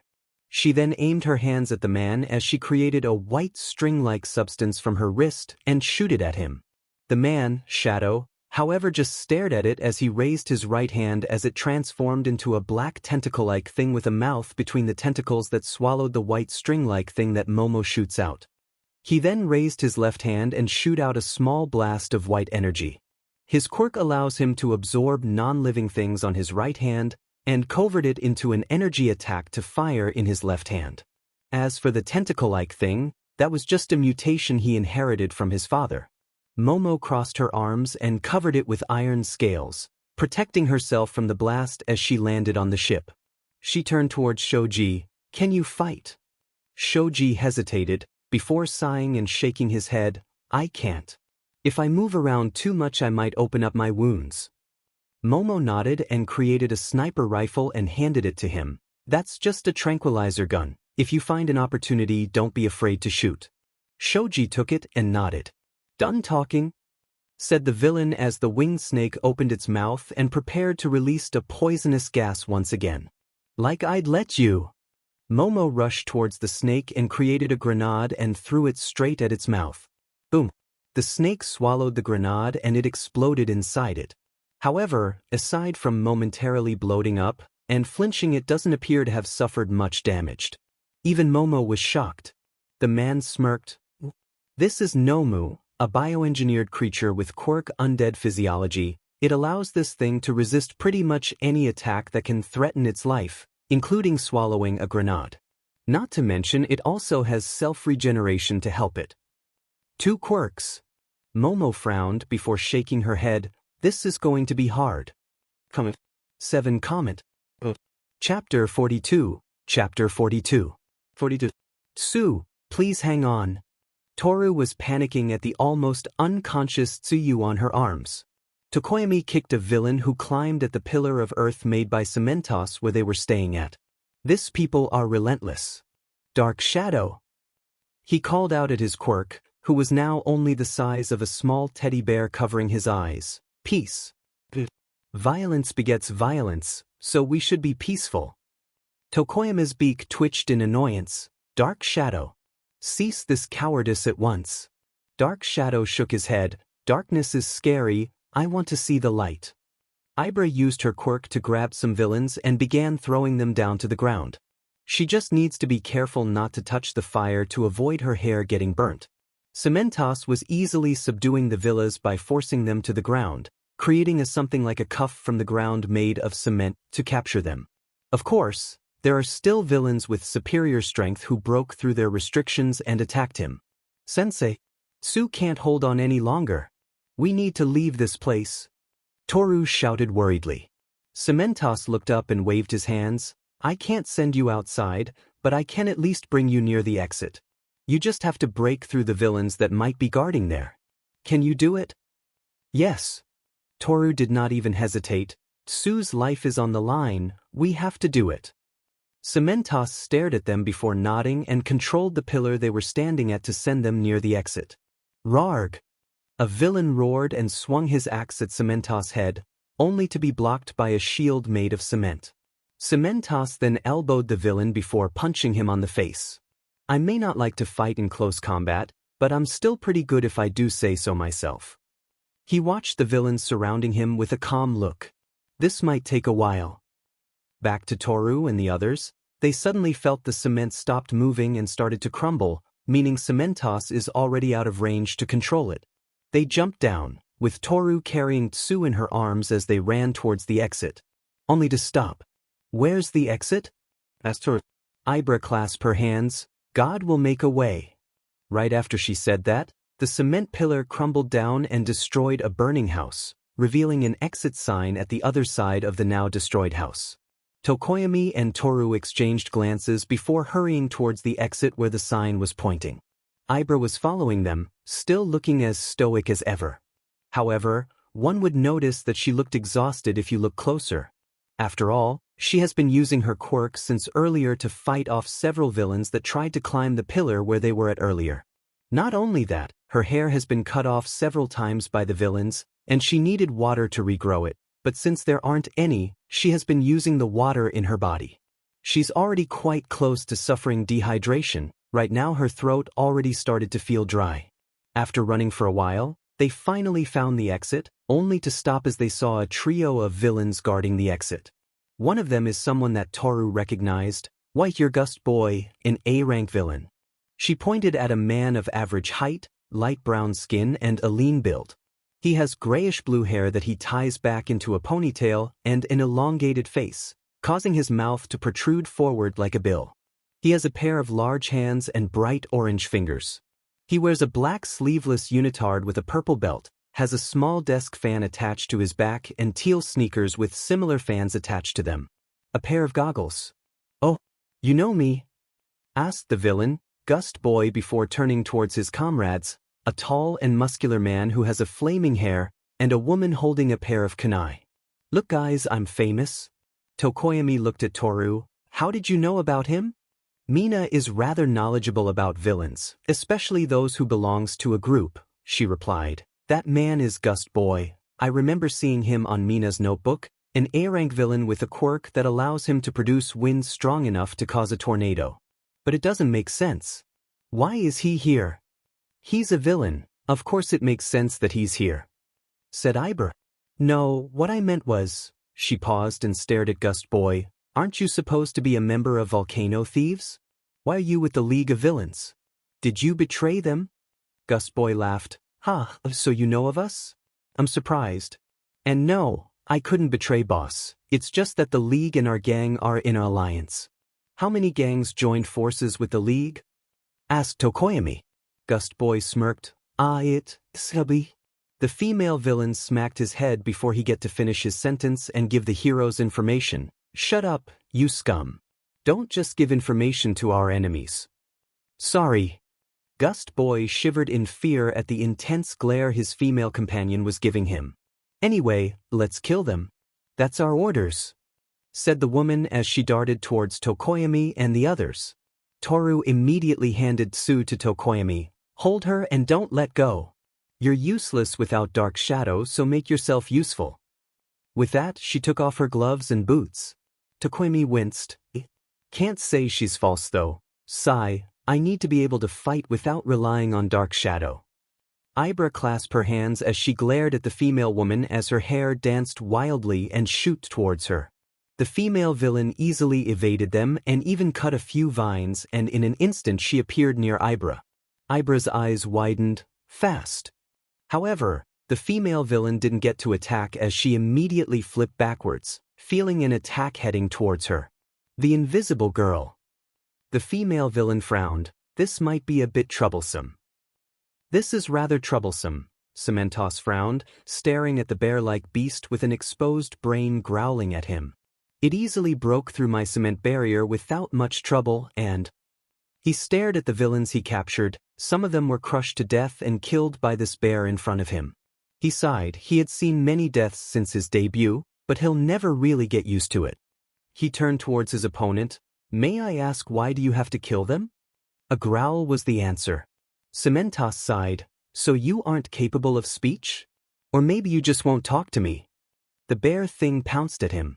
Cementos immediately waved his hand and conjured a cement wall in front of him, which the bear just broke with a swipe of its claws. It then tackled Cementos to the ground. He gasped in pain as he felt the bear bite his shoulders. He tapped the ground, creating a pillar that pushed the bear away. He winced in pain, looking at his shoulder which was bleeding like a flowing river. My left arm is useless now, he thought. I couldn't even feel it. Good thing I sent the kids away. Who knows what will happen if they stayed here and encountered this beast. The bear growled before it walked towards an unconscious, but alive of a villain and opened its mouth. Cementos' eyes widened. Stop. He created 2 pillars of cement that shoot straight towards bear. But it was already too late. The bear bit off the head of the villain and swallowed it. It then easily destroyed the pillars of Cementos with a wave of its paws. It has gotten stronger? Cementos' heart skipped a beat. Don't tell me it gets stronger the more it ate flesh? As if to confirm his suspicions, the bear grew larger and its appearance became even more menacing. He took a deep breath. This is not good. Comment. 12 comment. Chapter 43. Chapter 43. 43. Die. Bakugo roared, firing a compressed explosion at a villain who rushed towards him. He then blasted himself towards the group of villains and began attacking. Of course he did his best to minimize his power, or else he won't only knock the villains away, but destroy a large area too, and causing the building to collapse. I need to hurry this up and meet up with the others. He grabbed a male villain on the face and blasts his face, knocking him unconscious. He looked at the other 2 who were teleported alongside him. Sato was already showing sign of exhaustion, and of course idiocy. A backlash of overusing his quirk. And Aoyama, despite obviously looking scared that his face stiffened in fear, was doing his best to knock out the villains who are near him. Not only that, he was already feeling the pain from overusing his quirk. Suddenly, a villain with camouflage quirk sneaked up behind him. However, before he could attack, Bakugo turned around and blasts him away with a powerful explosion that caused the building to shake. The villains were startled and stopped moving while Bakugo grinned rather maliciously. Kukuku, he laughed, sparks flying out of his palms. If you dare come any closer, I'll blast this floor away and cause this building to collapse. Let's freaking die together, why don't we? That stopped the villains on their tracks. They exchanged glances as if asking each other on what to do. With that evil look on Bakugo's face, they knew that he wasn't kidding and he'd really bury them here. Come on, come closer, I dare ya. Bakugo grinned, retreating slightly until he's near Aoyama and Sato. Aoyama stood next to him and whispered, Why you're not serious about burying us here, right, mon ami? Bakugo didn't answer but just grabbed him at the back of his neck along with Sato before throwing them outside the window. Eh! Aoyama screamed in fear, while Sato just grunted. Bakugo swung his arm at the villains and activated his quirk, creating a massive explosion. He then jumped out of the window, using his explosions to blast himself towards Sato and Aoyama and grabbing them. Grab Sato and hold on to me. Aoyama didn't hesitate and circled his arm on Bakugo's waist while Sato was still in a daze, so Aoyama was holding him on his other arm. Bakugo gritted his teeth and used his explosions to lessen the speed of their fall. They reached the ground safely before he grabbed Aoyama and threw him away. Let go BSTRD. We're already on the ground. You already threw me? Aoyama retorted, feeling a bit wronged. Bakugo just clicked his tongue. Let's go. He turned around, only to sigh when he saw another group of villains approaching them. However, what caught his attention is a tall and muscular man with exposed brain and red skin. Bakugo thought that he certainly looked a lot like Abomination from that old movie, The Incredible Hulk. He turned towards Aoyama and Sato. Can you still fight? Aoyama winced but nodded nonetheless, while Sato just gave some strange, inaudible sound. Alright, then I'll. He didn't get to finish his words as the abomination wannabe appeared in front of him and punched him on the gut, sending him crashing towards a building. Aoyama couldn't even react. He just stared at the spot where Bakugo once stood in a daze. Then he blinked, his eyes immediately widened as he felt a massive pain all over his body and he was sent crashing to another building as well. He coughed up blood as his eyes rolled up. His body was already weak to begin with, now he was exhausted from using his quirk, and he was punched with so much force that his ribs probably broke. He was easily knocked unconscious. As for Sato, the abomination grabbed him on his legs before raising him up and slamming him down on the ground repeatedly until he was covered in blood and was knocked unconscious. Bakugo was the only one who remained awake. He was under some rubbles, his vision was blurry, and he was coughing. Sheet. That freaking hurts. Thank God my costumes absorbs most of the damage or else I would have turned into bloody paste. How strong was that guy? Not to mention fast too. I felt like I just took Izuku's punch. He slowly moved the rubbles from his body and weakly stood up. He stared at the massive abomination and wiped his sweat. What a guy. He glanced at his bracers at the shape of a grenade. I really don't want to use it, but looks like I've got no choice. He weakly raised his left hand forward and grabbed the pin of his grenade bracers. Just wait. Then, the massive abomination twitched, and Bakugo flinched as it suddenly appeared in front of him. However, he didn't pause for a second and immediately pulled the pin. Dai Yihiwaha. Present Mike screamed, using his quirk which actually cleared the rain for a few seconds and blasted away the villains without much trouble. So loud. Jairu narrowed her eyes and covered her eyes. Mike-sensei is really strong, said Kaminari in a daze. So this is a pro, huh? Said Siro with a wry smile. In front of something like this, we really can't compare. Maybe Todoroki, Yaoyorozu, Bakugo and Midoriya. But not us. Not now anyway.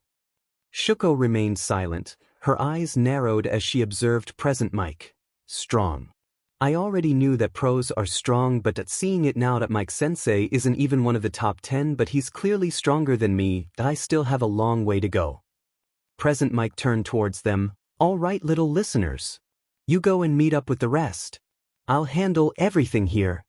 Are you sure, sensei? Asked Kaminari in worry. There might be stronger ones here, you know? Are you sure you can handle all of them? Okay. Mike gave a thumbs up. No worries, my dear listeners. This is a solo. My live show. No need to interfere. Now go. Shuko bit her lips but nodded. Let's go. But Kaminari wanted to say something, but shut his mouth when Shuko glared at him. Let's just trust our teacher. Let's go, said Jiro as she started to run, following Shuko. Kaminari and Siro exchanged glances before following after them.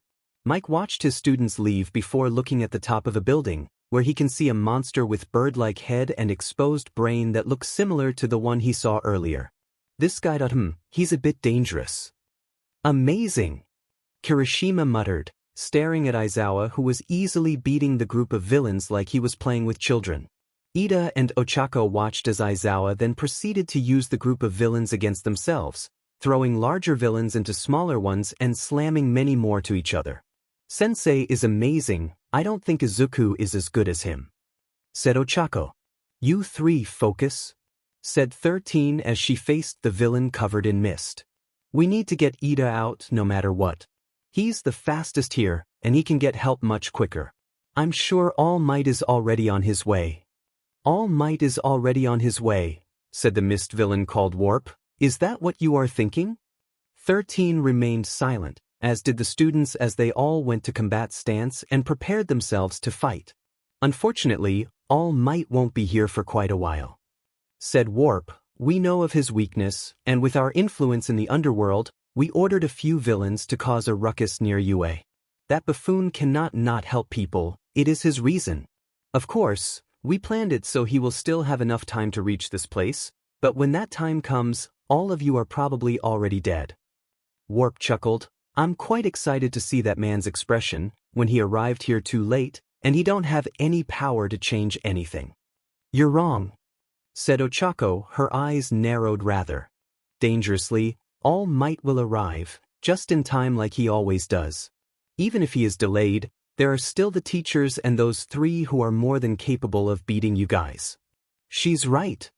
Kirishima grinned. Besides, did it cross your mind that before All Might arrives, we would have already beaten you guys? We might not be pros, but we're still students of you, said Ida. These kids. 13 muttered, staring at the students. Warp chuckled. Is that so? Well, why don't we try and see?